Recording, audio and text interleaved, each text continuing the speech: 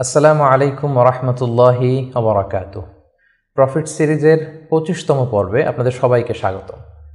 আজকের পর্বটি হচ্ছে প্রফিট সিরিজের সর্বশেষ পর্ব এবং এই পর্বে আমরা আমাদের প্রিয় নবী মুহাম্মদুর রাসূলুল্লাহ সাল্লাল্লাহু আলাইহি ওয়াসাল্লামের জীবনী নিয়ে আলোচনা করব ইনশাআল্লাহ।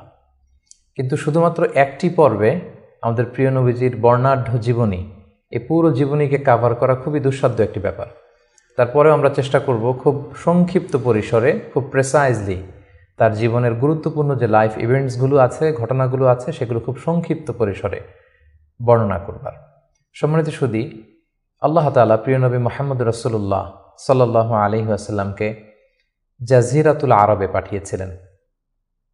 যে শহরে তিনি প্রিয় হাবিবকে পাঠিয়েছিলেন সেই শহরটি হচ্ছে মক্কাতুল মুকাররমা এবং কুরাইশ বংশে রাসূল সাল্লাল্লাহু আলাইহি ওয়াসাল্লাম এসেছিলেন। বনু হাশিমি খানদানে তিনি এসেছিলেন এবং আরবি ভাষাভাষী জনগোষ্ঠীর মাঝে আল্লাহ তাআলা প্রিয় নবী সাল্লাল্লাহু আলাইহি ওয়াসাল্লামকে প্রেরণ করেছেন। তিনি তার ৪০ বছর বয়সে নবুয়ত লাভ করেছেন এবং সর্বশ্রেষ্ঠ আসমানি কিতাব আল কুরআন আল কারীম কিন্তু প্রিয় নবীজি মুহাম্মদুর রাসূলুল্লাহ সাল্লাল্লাহু আলাইহি ওয়াসাল্লামের উপর নাজিল হয়েছে এবং দীর্ঘ ২৩ বছর ধরে মানবজাতির বিভিন্ন সমস্যার সমাধান দেওয়ার জন্য কোরআন আল্লাহ তাআলা নাজিল করেছিলেন। রাসূল সাল্লাল্লাহু আলাইহি ওয়াসাল্লাম পৃথিবীতে ৬৩ বছর হায়াত পেয়েছেন এবং ৬৩ বছর শেষে তিনি মদিনাতুল মুনাওয়ারাতে ইন্তেকাল করেন এবং সেখানেই তার নিজ হাতে প্রতিষ্ঠিত মসজিদে নববীর পাশে আজও তিনি শুয়ে আছেন। আমরা এই প্রফিট সিরিজে সৈয়দনা আদম আলাইহিস সালাম থেকে শুরু করে রাসূল সাল্লাল্লাহু আলাইহি ওয়াসাল্লাম পর্যন্ত কোরআনে বর্ণিত ২৫ জন নবীকে নিয়ে, তাদের জীবনী নিয়ে আমরা এখানে আলোচনা করছি। আর তারই ধারাবাহিকতায় রাসূল সাল্লাল্লাহু আলাইহি ওয়াসাল্লাম হচ্ছেন দ্য লাস্ট মেসেঞ্জার, সর্বশেষ নবী এবং সর্বশেষ রাসূল। আল্লাহ তাআলা সূরাতুল আহজাবে ইরশাদ করছেন, মা কানা মুহাম্মাদুন আবা আহাদিম মির রিজালিকুম ওয়ালাকিন রাসূলুল্লাহি ওয়া খাতামান নাবিয়্যিন। তিনি হচ্ছেন খাতামুন নাবিয়্যিন, সর্বশেষ নবী। নবী আসার সাইয়েদনা আদম আলাইহিস সালাম থেকে শুরু করে নবীদের আগমনের যে ধারাবাহিকতা, সেটার সিল মেরে রাসূল সাল্লাল্লাহু আলাইহি ওয়াসাল্লামের মাধ্যমে সিল আপ করা হয়েছে। এই ধারাবাহিকতাকে কাট আপ করে দেওয়া হয়েছে, তারপরে কোনো নবী আসবে না। এবং রাসূল সাল্লাল্লাহু আলাইহি ওয়াসাল্লাম নিজেও ইরশাদ করেছেন যে লা নাবিয়্যা বা'দি, আমার পরে কেউই আর নবী হিসেবে আসবে না, আমি হচ্ছে শেষ নবী, শেষ রাসূল। এবং রাসূলুল্লাহ সাল্লাল্লাহু আলাইহি ওয়াসাল্লাম তিনি বনি ইসমাঈলের নবী, বনি ইসরাইলের নয়। আমরা জানি যে পৃথিবীতে নবীদের যে ধারাবাহিকতা, নবী আসার যে সিলসিলা, এটা ইব্রাহিম আলাইহিস সালাম থেকে ২ ভাগ হয়েছে। কারণ আমরা সাইয়েদনা ইব্রাহিম আলাইহিস সালামের পর্বে বলেছিলাম যে তিনি হচ্ছেন আবুল আম্বিয়া, সকল নবীদের বাবা। ইব্রাহিম আলাইহিস সালামের ২ জন পুত্র সন্তান ছিল, আমরা জানি, ইসহাক আলাইহিস সালাম, ইসমাঈল আলাইহিস সালাম। এই ইসহাক আলাইহিস সালামের সন্তান হচ্ছে ইয়াকুব আলাইহিস সালাম এবং এই চ্যানেলেই সব নবীরা এসেছে। ইয়াকুব আলাইহিস সালামের অপর নাম হচ্ছে ইসরাইল, ফলে এই চ্যানেলে যত নবী এসেছে তারা হচ্ছে বনি ইসরাইলের নবী। কিন্তু ইব্রাহিম আলাইহিস সালামের অপর সন্তান ইসমাঈল আলাইহিস সালামের চ্যানেলে কোনো নবী আসেনি। তো সব নবী যেহেতু ইসমাঈল আলাইহিস সালামের চ্যানেলে না এসে ইসহাক আলাইহিস সালামের চ্যানেলে এসেছে, সবাই ভেবেছিল শেষ নবীও হয়তো এই চ্যানেলেই আসবে। কিন্তু আল্লাহ তাআলা তাদের ধারণাকে নস্যাৎ করে দিয়ে সাইয়েদনা মুহাম্মদুর রাসূলুল্লাহ সাল্লাল্লাহু আলাইহি সাল্লামকে ইসমাঈল আলাইহিস সালামের চ্যানেলে প্রেরণ করেছেন। তাই তিনি বনি ইসমাঈল, তিনি বনি ইসরাইল নন। এবং রাসূল সাল্লাল্লাহু আলাইহি ওয়াসাল্লাম তিনি হচ্ছেন বিশ্ব নবী, গ্লোবাল প্রফেট, অথবা দ্য প্রফেট অব ইউনিভার্স। গোটা বিশ্বের জন্য তিনি নবী হয়ে পৃথিবীতে এসেছেন। আল্লাহ তাআলা বলছেন, ওয়ামা আরসালনাকা ইল্লা কাফাতান লিন-নাসি বাশীরাও ওয়া নাযীরা। অর্থাৎ হে নবী, আমি আপনাকে গোটা বিশ্ববাসীর জন্য, পুরো মানব মণ্ডলীর জন্য আপনাকে আমি সুসংবাদ দানকারী এবং ভীতি প্রদর্শনকারী হিসেবে প্রেরণ করেছি। এবং সহিহ বুখারীর বর্ণনায় আল্লাহর হাবিব সাল্লাল্লাহু আলাইহি ওয়াসাল্লাম ফরমান যে আমাকে আল্লাহ তাআলা এমন 5টি নেয়ামত দিয়েছেন যেটা অন্য কোনো নবীকে দেননি। এর মধ্যে একটা হচ্ছে, অন্যান্য সকল নবীকে আল্লাহ তাআলা বিশেষ জনপদের জন্য, বিশেষ জাতিগোষ্ঠীর জন্য নবী করে প্রেরণ করেছেন, কিন্তু আমাকে আল্লাহ তাআলা গোটা মানব মণ্ডলীর জন্য প্রেরণ করেছেন। রাসূল সাল্লাল্লাহু আলাইহি ওয়াসাল্লাম বলেন, ওয়া কানা নাবিয়্যু ইউবআসু ইলা কওমিহি খাসসা, নবীদেরকে তাদের নির্দিষ্ট কওমে, জাতির কাছে নবী হিসেবে পাঠানো হয়েছে।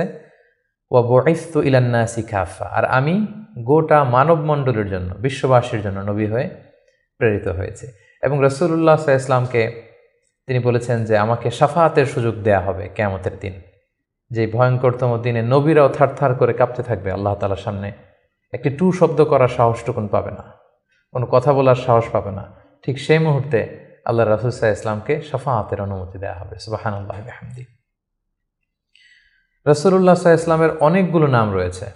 হাদিসে এসেছে যে রাসূল সাল্লাল্লাহু আলাইহি ওয়াসাল্লামের এক নাম হচ্ছে আল মাহি, আল আকিব, আল হাশির, কিন্তু কালামুল্লাহ মাজিদে রাসূল সাল্লাল্লাহু আলাইহি ওয়াসাল্লামের দুইটি নাম উল্লেখিত হয়েছে। একটি হচ্ছে মুহাম্মদ আর একটা আহমদ। আল্লাহ তাআলা বলছেন ওমা মুহাম্মাদুন ইল্লা রাসূল ক্বাদ খালাত মিন ক্বাবলিহির রুসুল। মুহাম্মদ তো একজন নবী, আর তার আগে অনেক নবী পৃথিবীতে এসেছিলেন, তারা আবার বিদায় নিয়েছেন। তাহলে মুহাম্মদ নামটি পেলাম। মুহাম্মদ নাম ছাড়াও তার আরেকটি নাম কোরআনে উল্লেখিত হয়েছে, সেটা হচ্ছে আহমদ। সাইয়েদনা ঈসা আলাইহিস সালামের ভাষায় ইয়াতি মিন বাদি ইসমুহু আহমদ, তিনি বলেছিলেন যে আমার পরে একজন নবী আসবে, তার নাম হবে আহমদ। তাহলে কোরআনে রাসূল সাল্লাল্লাহু আলাইহি ওয়াসাল্লামের দুইটি নাম পাওয়া যায়, একটা মুহাম্মদ, একটা আহমদ। এবং রাসূল সাল্লাল্লাহু আলাইহি ওয়াসাল্লামকে আল্লাহ তাআলা আমাদের জন্য মডেল বানিয়ে পাঠিয়েছেন। সব ক্ষেত্রে তিনি আমাদের model, the best standard of character. Allah তাআলা ইরশাদ করছেন ওয়া ইন্নাকা লা আলা খুলুকিন আযীম, নবী হে আপনি সুমহান চরিত্রের উপর প্রতিষ্ঠিত, আপনার চরিত্র হচ্ছে অনুকরণীয় চরিত্র, গোটা বিশ্ববাসী আপনার চরিত্র থেকে শিখবে, জানবে, আলোকিত হবে। এবং রাসূল সাল্লাল্লাহু আলাইহি ওয়াসাল্লাম হচ্ছে the best example to follow. এই পৃথিবীতে যার ফলোয়ার হওয়া যায়, যাকে অনুসরণ করা যায়, যাকে অনুকরণ করা যায়, তার মধ্যে শ্রেষ্ঠতম হচ্ছে আমাদের পেয়ারা হাবিব মুহাম্মদ রাসূলুল্লাহ সাল্লাল্লাহু আলাইহি ওয়াসাল্লাম। আল্লাহ তাআলা ইরশাদ করছেন লাকাদ কানা লাকুম ফি রাসূলিল্লাহি উসওয়াতুন হাসানা, অর্থাৎ তোমাদের রাসূলের মধ্যেই রয়েছে তোমাদের জন্য সর্বোত্তম আদর্শ। আমরা যেন তাকে আমাদের জীবনের মডেল, আমাদের জীবনের আইকন, আমাদের জীবনের আদর্শ হিসেবে গ্রহণ করি।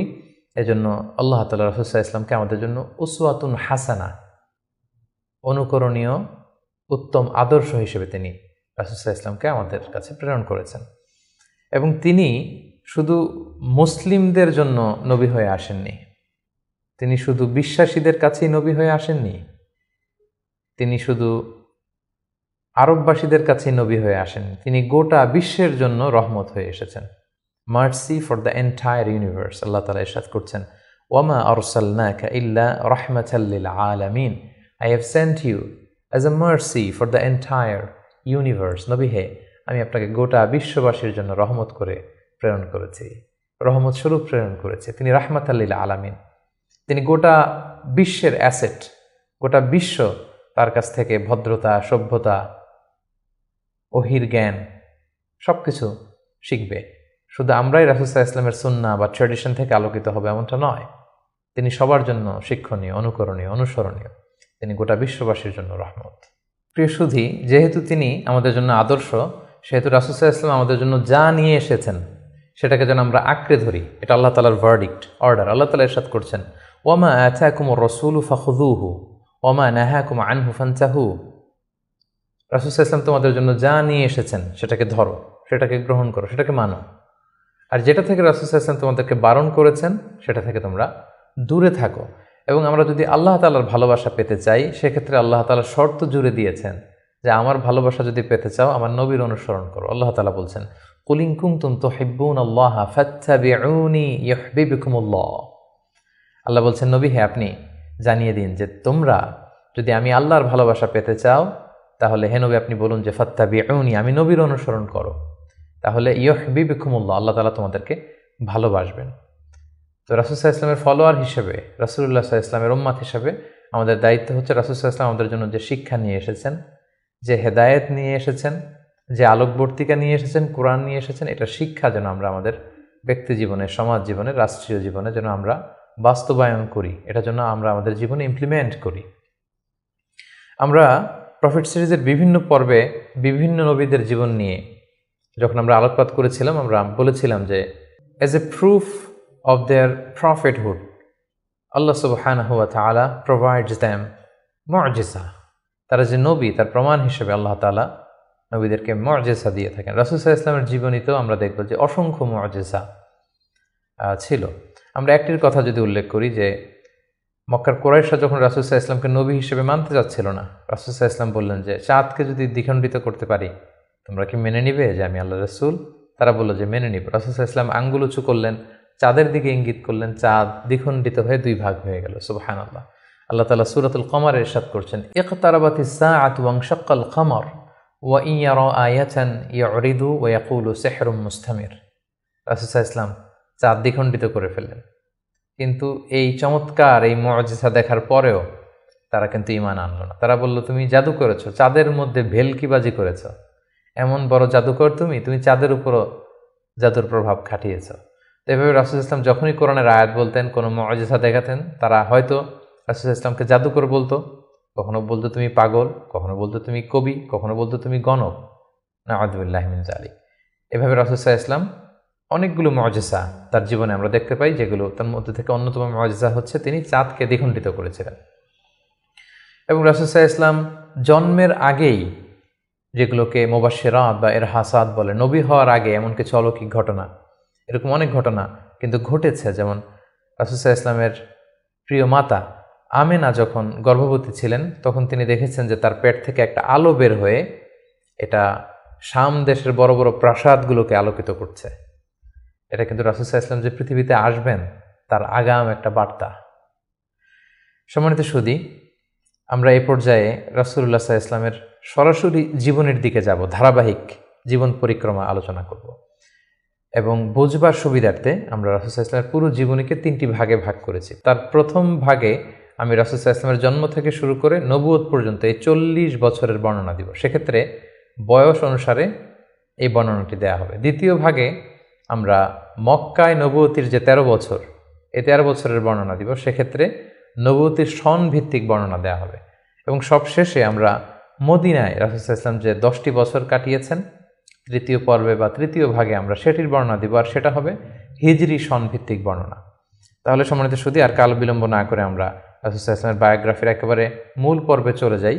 আমরা বলেছি যে প্রথম পর্বে আমরা রাসূল সাল্লাল্লাহু আলাইহি ওয়াসাল্লামের প্রথম 40টি বছরের বর্ণনা দিব, জন্ম থেকে শুরু করে নবী হওয়ার আগ পর্যন্ত। আমরা শুরুতেই বলেছি যে তিনি মাক্কাতুল মুকাররমায় এসেছেন, তিনি কুরাইশ বংশে জন্মগ্রহণ করেছেন, বনু হাশেম ছিল ওনার খানদান, এবং রাসূলুল্লাহ সাল্লাল্লাহু আলাইহি ওয়াসাল্লামের পিতার নাম ছিল আব্দুল্লাহ, মায়ের নাম ছিল আমিনা, দাদার নাম ছিল আব্দুল মুত্তালিব। এবং দুঃখজনক হলেও সত্য যে রাসূলুল্লাহ সাল্লাল্লাহু আলাইহি সাল্লামের মাতা পিতার সংসার 7 দিনের বেশি ছিল না। মাত্র বিয়ের পরে তারা 7 দিনের মতো, 1 সপ্তাহের মতো সংসার করেছিলেন। সেই সাংসারিক জীবনেই রাসূল সাল্লাল্লাহু আলাইহি ওয়াসাল্লাম মায়ের গর্ভে এসেছেন। এবং রাসূল সাল্লাল্লাহু আলাইহি ওয়াসাল্লামের পিতা আব্দুল্লাহ তিনি ব্যবসার সফরে বেরিয়ে গিয়েছিলেন, ফেরবার পথে তিনি সেখানে ইন্তেকাল করেছেন। তখন রাসূল সাল্লাল্লাহু আলাইহি ওয়াসাল্লামের বয়স হচ্ছে মায়ের পেটের ভেতরে মাত্র 2 মাস। মায়ের পেটে থাকতেই তিনি বাবাহারা হয়েছেন। এবং তিনি জন্মগ্রহণ করেছেন যে বছরে, সেটাকে ঐতিহাসিকরা বলেছেন আমুল ফিল, অর্থাৎ আব্রাহার হস্তি বাহিনী যে বছর কাবা ধ্বংস করতে এসেছিলেন, ঠিক সেই বছর রবিউল আউয়াল মাসের 12 তারিখে সোমবার তিনি ওনার মা আমিনার কোলকে উজালা করে এই পৃথিবীতে এসেছেন, শুভাগমন করেছেন। এবং রাসূল সাল্লাল্লাহু আলাইহি ওয়াসাল্লামের আগমন এটা আমাদের জন্য আনন্দের, উচ্ছ্বাসের, ভালোবাসার। তিনি সর্বশেষ নবী, সর্বশেষ রাসূল হয়ে পৃথিবীতে আগমন করেছেন। রাসূলুল্লাহ সাল্লাল্লাহু আলাইহি ওয়াসাল্লাম সোমবার দিন জন্মগ্রহণ করেছেন, এটা নিয়ে ঐতিহাসিকদের মধ্যে কোনো মতভেদ নেই। কিন্তু তিনি কি রবিউল আউয়াল মাসের 12 তারিখে জন্মগ্রহণ করেছেন নাকি 2 তারিখে না 8 তারিখে, এই দিনগুলো নিয়ে ঐতিহাসিকরা মতভেদ করেছেন। তবে মাশহুর বা সবচেয়ে প্রসিদ্ধ মতামত হচ্ছে তিনি রবিউল আউয়াল মাসের 12 তারিখে জন্মগ্রহণ করেছেন আলাইহিস সালাতু ওয়াসসালাম। এবং রাসূলুল্লাহ সাল্লাল্লাহু আলাইহি ওয়াসাল্লামের এই জন্মের সালটাকে যদি আমরা খ্রিস্টাব্দ দিয়ে কনভার্ট করি, তাহলে সেটা ছিল 571 খ্রিস্টাব্দ। এবং আমরা জানি যে তৎকালীন সময়ে সম্ভ্রান্ত ফ্যামিলির লোকেরা তাদের সন্তানদেরকে ব্রেস্ট ফিডিং উইমেনদের কাছে দিয়ে দিত, দুধমা, তারা এসে তাদেরকে নিয়ে যেত। এবং রাসূল সাল্লাল্লাহু আলাইহি ওয়াসাল্লামকে হালিমাতুস সাদিয়া নামে একজন নারী, যিনি তায়েফ থেকে আরও 70 কিলো দূরে বনু সাদ এলাকা থেকে এসে তারা রাসূল সাল্লাল্লাহু আলাইহি ওয়াসাল্লামকে রাসূল সাল্লাল্লাহু আলাইহি ওয়াসাল্লামের দাদা আব্দুল মুত্তালিবের কাছ থেকে নিয়ে গিয়েছিল দুধ খাওয়ানোর জন্য। এবং সেটা তারা করতো এ কারণে যে যেহেতু মক্কা শহর, এখানে অনেক ব্যবসায়ীরা আসে, অনেক লোক আসে, এখানে আরবি ভাষার অনেক আঞ্চলিকতার একটা মিক্স আপ হয়ে গিয়েছিল। তাই বেদুইন এলাকাতে একেবারে মরুদ্যান, মরুভূমি আছে, এরকম এলাকাতে যেই ট্রাইবস বা কবিলাগুলো আছে, সেখানে যদি ছেলেমেয়েরা বড় হয়, তাদের যেমনি স্বাস্থ্য ভালো থাকে, তাদের ভাষাটা যেমনি পিওর হয়, আরবি মুবিন, সুস্পষ্ট আরবি ভাষায় তারা কথা বলতে পারে। সো সম্ভ্রান্ত এবং ট্রেডিশনাল ফ্যামিলির লোকজন এটাই করত। তার ধারাবাহিকতায় রাসূল সাল্লাল্লাহু আলাইহি ওয়াসাল্লামকে বনু সাদ গোত্র থেকে এসে হালিমাতুস সাদিয়া বনু সাদ গোষ্ঠীর কাছে নিয়ে গেল, যে তাকে লালন পালন করবে, কয়েক বছর দুধ খাওয়াবে। এটা ঘটেছিল তার জন্মের পরপরই। এবং রাসূল সাল্লাল্লাহু আলাইহি ওয়াসাল্লামের বয়স যখন 2, তখন অল্প কিছু দিনের জন্য হালিমাতুস সাদিয়া সেই বনু সাদ থেকে আবার মক্কায় নিয়ে এসেছিল, যাতে রাসূল সাল্লাল্লাহু আলাইহি ওয়াসাল্লামের মা আমিনা কিছুদিনের জন্য ছেলের সঙ্গ পান। কিছুদিন যখন আমিনা সঙ্গ পেল, তারপর আবার তাকে বনু সাদে নিয়ে যাওয়া হলো এবং রাসূলুল্লাহ সাল্লাল্লাহু আলাইহি ওয়াসাল্লাম হালিমাতুস সাদিয়ার দুগ্ধপান করতে লাগলেন। হালিমাতুস সাদিয়ার সন্তানদের সাথে মরুদ্যান, মরুভূমির সেই বেদুইন পরিবেশে বেড়ে উঠতে লাগলেন। সেখানকার যে পিওর ল্যাঙ্গুয়েজ আছে, আরবি ভাষা শিখতে লাগলেন। এবং রাসূল সাল্লাল্লাহু আলাইহি ওয়াসাল্লামের বয়স যখন 4, তখন তার প্রথম শাক্কে সাদর হয়েছে, যেটাকে সিনা চাক বলে, ওপেন হার্ট সার্জারি। রাসূল সাল্লাল্লাহু আলাইহি ওয়াসাল্লামের জীবনে মোট 3 বার এটা ঘটেছিল। বয়স যখন 4 তখন একবার, ওহী নাজিলের সময় একবার, মেরাজ যখন তিনি গিয়েছিলেন তখন একবার। রাসূল সাল্লাল্লাহু আলাইহি ওয়াসাল্লাম মরুভূমিতে বনু সাদ গোষ্ঠীর ছোট ছেলেদের সাথে খেলাধুলা করছিলেন। হঠাৎ জিবরাইল আলাইহিস সালাম এসে রাসূল সাল্লাল্লাহু আলাইহি ওয়াসাল্লামকে এক পাশে নিয়ে গলা থেকে শুরু করে নাভি পর্যন্ত ছিঁড়ে রাসূল সাল্লাল্লাহু আলাইহি ওয়াসাল্লামের হৃদয়টাকে বের করে জামজামের পানি দিয়ে ধৌত করে আবার ভেতরে ঢুকিয়ে দিলেন। এই জায়গাটাকে আবার মিলিয়ে ফেললেন, যেটা আধুনিক সময়ে আমরা এটাকে ওপেন হার্ট সার্জারি বলি। এই দৃশ্য হালিমাতুস সাদিয়ার ছেলেমেয়েরা দেখে ভয়ে দৌড়াতে লাগলো। মায়ের কাছে যেয়ে বলল, আমাদের কোরাইশি ভাই বোধহয় মারা গিয়েছে। হালিমাতুস সাদিয়া বিচলিত হয়ে আসলেন, দেখলেন যে না, মারা যায়নি। মুহাম্মদ, শিশু মুহাম্মদ, তিনি বিচলিত অবস্থায় আছেন। তারা ভয় পেয়ে গেলেন এবং ভাবলেন যে না, এই ছেলের যদি কিছু হয়ে যায় তাহলে তো এর দায়ভার আমার উপর আসবে, আমরা দিয়ে আসবো মুহাম্মদকে। রাসূল সাল্লাল্লাহু আলাইহি ওয়াসাল্লামের বয়স যখন 5, তখন হালিমাতুস সাদিয়া রাসূল সাল্লাল্লাহু আলাইহি ওয়াসাল্লামকে নিয়ে, ছোট্ট মুহাম্মদ সাল্লাল্লাহু আলাইহি ওয়াসাল্লামকে নিয়ে তার মায়ের কাছে দিয়ে আসলেন। যেহেতু 5 বছর বয়সে এখন তিনি সুস্পষ্ট আরবিতে কথা বলতে পারেন এবং দুধ খাওয়ানো তো সেই 2 বছর বয়সেই শেষ। তিনি মরুভূমির সুন্দর প্রকৃতিতে সুঠাম দেহ নিয়ে বড় হচ্ছেন, সুন্দর আরবি ভাষায় কথা বলতে পারেন। 5 বছর বয়সে মায়ের কাছে ফিরিয়ে দেয়া হলো। এবং রাসূল সাল্লাল্লাহু আলাইহি ওয়াসাল্লামের আম্মা আমিনা, তিনি প্রতি বছর রাসূল সাল্লাল্লাহু আলাইহি ওয়াসাল্লামের বাবার কবর জিয়ারত করতে ইয়াসরিবে যেতেন, যেটা পরবর্তীতে মদিনা নামকরণ হবে, আমরা শুনব সেই ঘটনা। প্রতি বছর যেহেতু তিনি যান, রাসূল সাল্লাল্লাহু আলাইহি ওয়াসাল্লামকে যখন নিয়ে আসা হলো, তার পরের বছর তিনি রাসূল সাল্লাল্লাহু আলাইহি ওয়াসাল্লামকে নিয়ে রাসূল সাল্লাল্লাহু আলাইহি ওয়াসাল্লামের বাবার কবর জিয়ারত করতে গেলেন। রাসূল সাল্লাল্লাহু আলাইহি ওয়াসাল্লামের বয়স তখন 6 বছরের ছোট্ট বালক। জিয়ারত করলেন। জিয়ারত করে ফিরে আসার পথে রাসূল সাল্লাল্লাহু আলাইহি ওয়াসাল্লামের মাতা আমিনা, তিনি মারা গেলেন মক্কা মদিনার মাঝখানে আবওয়া নামক জায়গায়। আল্লাহু আকবার। বয়স যখন মায়ের পেটে 2 মাস, বাবা হারা হলেন, পিতৃহারা। বয়স যখন মাত্র 6, মাতৃহারা, এখন কমপ্লিট ইয়াতিম মুহাম্মদ সাল্লাল্লাহু আলাইহি ওয়াসাল্লাম, বাবা মা হারা। তখন সাথে উম্মে আইমান নামে একজন দাসী ছিল, যিনি রাসূল সাল্লাল্লাহু আলাইহি ওয়াসাল্লামকে খুব ভালোবাসতেন, মায়ের কষ্ট বুঝতে দেননি।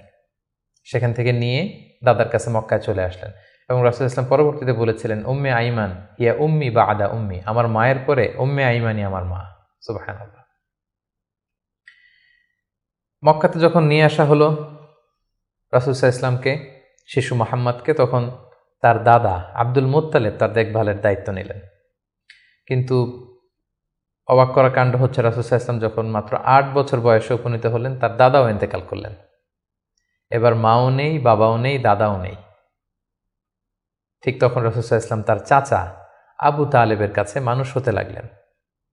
রাসূল সাল্লাল্লাহু আলাইহি ওয়াসাল্লাম তার বয়স যখন 12, তখন তার চাচা আবু তালেব রাসূল সাল্লাল্লাহু আলাইহি ওয়াসাল্লামকে নিয়ে ব্যবসার কাজে শাম দেশের দিকে রওনা হয়েছিলেন। আমরা সেখানে বুহাইরা আর রাহেব, যে খ্রিস্টান পাদ্রী, তার গুরু পাদ্রীর কাছে শুনেছিলেন যে শেষ জামানার নবী তার শৈশব বয়সে বা কৈশোর বয়সে এই মরুভূমির পাশ দিয়ে যাবে। এটা শোনার পর থেকে বুহাইরা বছরের পর বছর এখানে ধ্যানমগ্ন থাকতো এবং অপেক্ষা করত। লম্বা ঘটনা। সম্মানিত, শুধু আমরা বলে রাখি যে আমরা কোনো ঘটনাতেই লম্বা চূড়া ঢুকে যাব না। আমরা শুধু কখন কি ইনসিডেন্ট হয়েছিল সেটা একটু করে আপনাদের সাথে শেয়ার করবার চেষ্টা করব। বহাইরা আর রাহেব তার চাচা আবু তালেবকে বলল, এই ছেলে মোহাম্মদ নবী হবে, তার ভবিষ্যৎ অনেক উজ্জ্বল, ইহুদিরা যাতে জানতে না পারে, তুমি ফিরে যাও। এই ঘটনাটা তার বয়স যখন 12 তখন ঘটেছিল। রাসূল সাল্লাল্লাহু আলাইহি ওয়াসাল্লামের বয়স যখন 13 তখন থেকে তিনি মক্কার লোকদের ছাগল চড়াতে শুরু করলেন, মেষ পালক হিসেবে ক্যারিয়ার শুরু করলেন। অল্প কিছু পারিশ্রমিকের বিনিময়ে তিনি এটা করতেন। এটা শুধু রাসূল সাল্লাল্লাহু আলাইহি ওয়াসাল্লামের জীবনীতেই নয়, সমস্ত আম্বিয়া আলাইহিস সালামের জীবনীতে এটা ঘটেছে। সেই বুখারীর বর্ণনা, প্রিয়নবী বলেন, মা বাআসাল্লাহু নাবিয়্যান ইল্লা রাআল গানাম, এই পৃথিবীতে আল্লাহ এমন কোনো নবী পাঠাননি যাদেরকে দিয়ে আল্লাহ মেষ চড়াননি। সুবহানাল্লাহ। রাসূল সাল্লাল্লাহু আলাইহি ওয়াসাল্লাম এটা শুরু করেছিলেন। রাসূল সাল্লাল্লাহু আলাইহি ওয়াসাল্লামের বয়স যখন 20 তখন তিনি তরুণ যুবক, ওই বয়সে তিনি হিলফুল ফুজুল সংগঠন করেছিলেন। আরবিতে যেটাকে বলা হয় হালাফুল ফুদুল বা হালাফুল মুত্তাইয়িবিন, যুব সংগঠন করেছিলেন। এটার উদ্দেশ্য কী ছিল? যাতে মক্কাতে কেউ মাজলুম না হয়। এক লোক তার পণ্য বিক্রি করেছে, মক্কার এক সম্ভ্রান্ত লোক পণ্য কিনে টাকা দিতে চায়নি। সে পাহাড়ে উঠে চিৎকার করে বলল, মক্কায় কি এমন ন্যায়পরায়ণ কেউ নেই যে আমার টাকাটা উদ্ধার করে দিতে পারে?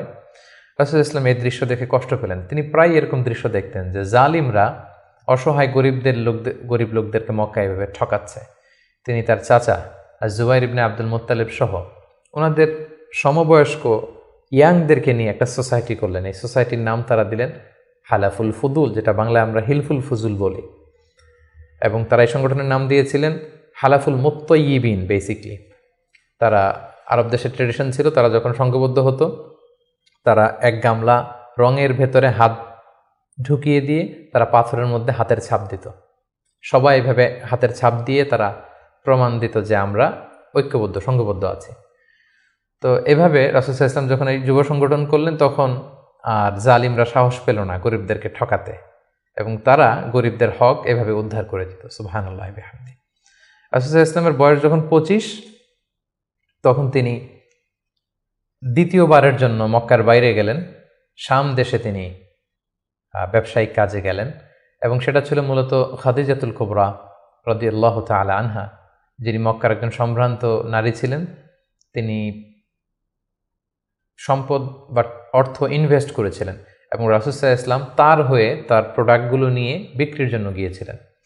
এবং তিনি সফর শেষে অঢেল সম্পদ, অঢেল অর্থ করে তিনি প্রফিট করে দিয়েছিলেন অন বিহাফ অফ খাদিজা রাদিয়াল্লাহু তাআলা আনহা। এবং খাদিজা রাদিয়াল্লাহু তাআলা আনহা এটা দেখে খুব খুশি হয়েছিলেন, এবং রাসূল সাল্লাল্লাহু আলাইহি ওয়াসাল্লামের যে পোর্শন সেটাও রাসূল সাল্লাল্লাহু আলাইহি ওয়াসাল্লাম পেয়েছিল। এই সফরে, এই ব্যবসায়িক সফরে খাদিজা রাদিয়াল্লাহু তাআলা আনহার একজন দাসী ছিল, নাম মাইসারা। তিনি ছিলেন সফর সঙ্গে, কাফেলার মধ্যে তিনিও ছিলেন। সফর শেষে যখন রাসূল সাল্লাল্লাহু আলাইহি ওয়াসাল্লাম অনেক লাভ করে, প্রফিট করে ফিরলেন, তখন খাদিজা রাদিয়াল্লাহু তাআলা আনহা খুব খুশি হলেন।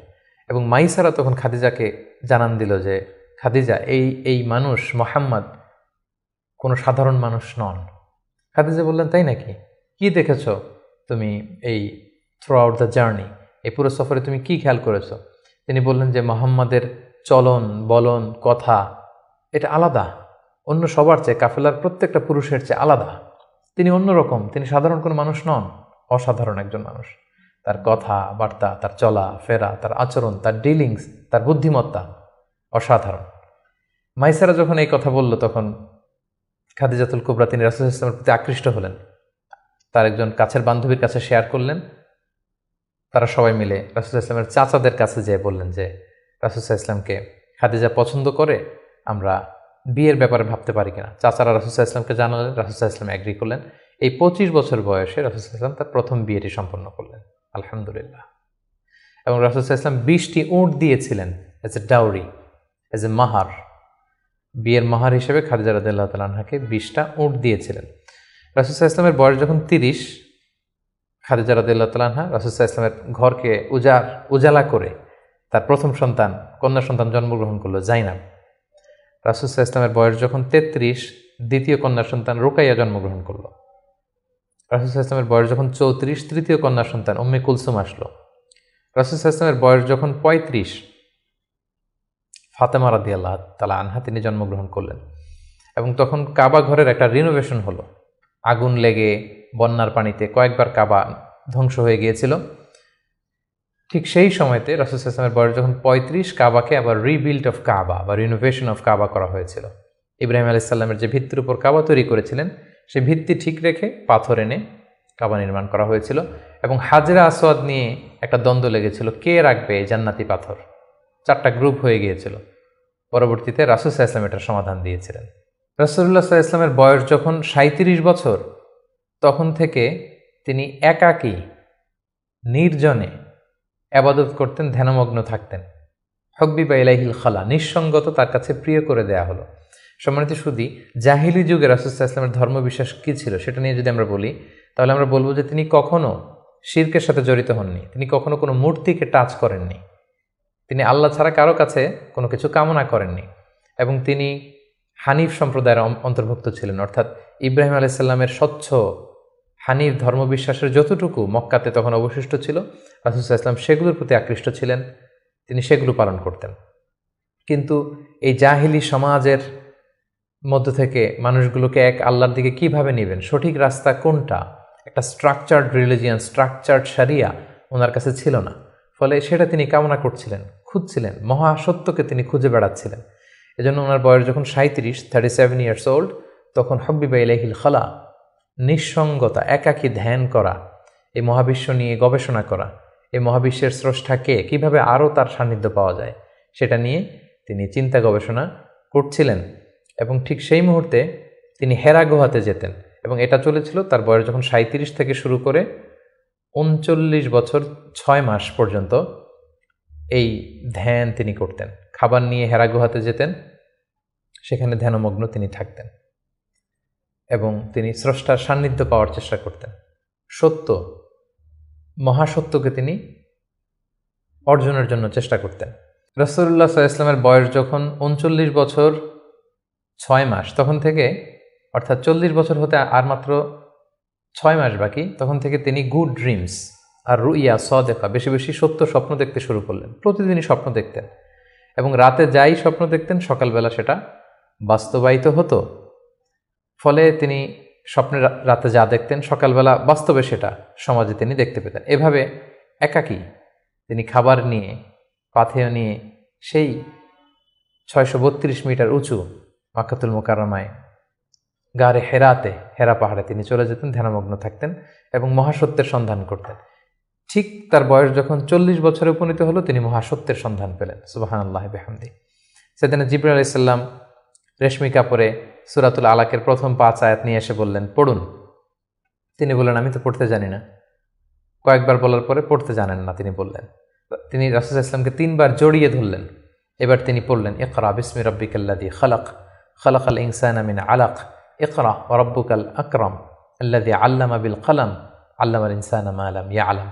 এই যে কোরআনের প্রথম 5 আয়াত হেরা গুহাতে নাজিল হলো, তখন রাসূল সাল্লাল্লাহু আলাইহি ওয়াসাল্লাম পড়লেন।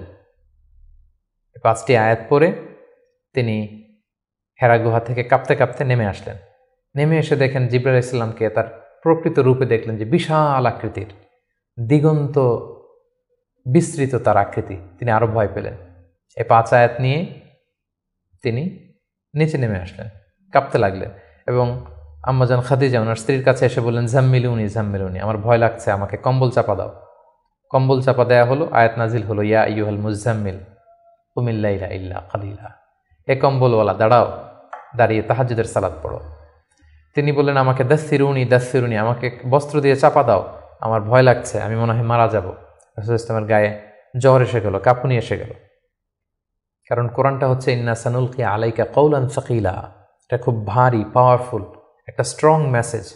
এটা রিসিভ করা এত সহজ কোনো বিষয় নয়। যখন তিনি বললেন, কাপড় দিয়ে আমাকে আচ্ছাদন করো, আয়াত নাজিল হলো, ইয়া আইয়ুহাল মুদ্দাসসির কুম ফাআনদির, হে কাপড়ওয়ালা দাঁড়াও, কুম দাঁড়াও, বসে থাকার সময় নেই, কুম ফাআনদির, মানুষকে সতর্ক করো। এই যে রাসূল সাল্লাল্লাহু আলাইহি ওয়াসাল্লাম দাঁড়ালেন আর বিশ্রামের সময়টুকু পেলেন না, কোরআন নাজিল হতে লাগলো। রাসূল সাল্লাল্লাহু আলাইহি ওয়াসাল্লাম ভয় পেতে লাগলেন শুরুর দিকে। আম্মাজান খাদিজা আশ্বস্ত করে বললেন যে আপনি ভয় পাবেন না, আপনার মধ্যে অনেক ভালো গুণাবলী আছে, আল্লাহ আপনাকে কখনোই অপদস্থ করবেন না। তিনি তার কাজিনের কাছে, ওরাকা ইবনে নাওফলের কাছে নিয়ে গেলেন। তিনিও আশ্বস্ত করলেন যে যাকে তুমি দেখেছো বিশাল আকৃতিতে, যে তোমার কাছে সূরা আলাকের 5 আয়াত নিয়ে এসেছে, তিনি হচ্ছেন নামুস, সে জিবরিল। তোমার আগে সব নবীদের কাছে তিনিই আসতেন আল্লাহর বাণী নিয়ে। সুবহানাল্লাহ। ভয় পেও না, তুমি চালিয়ে যাও।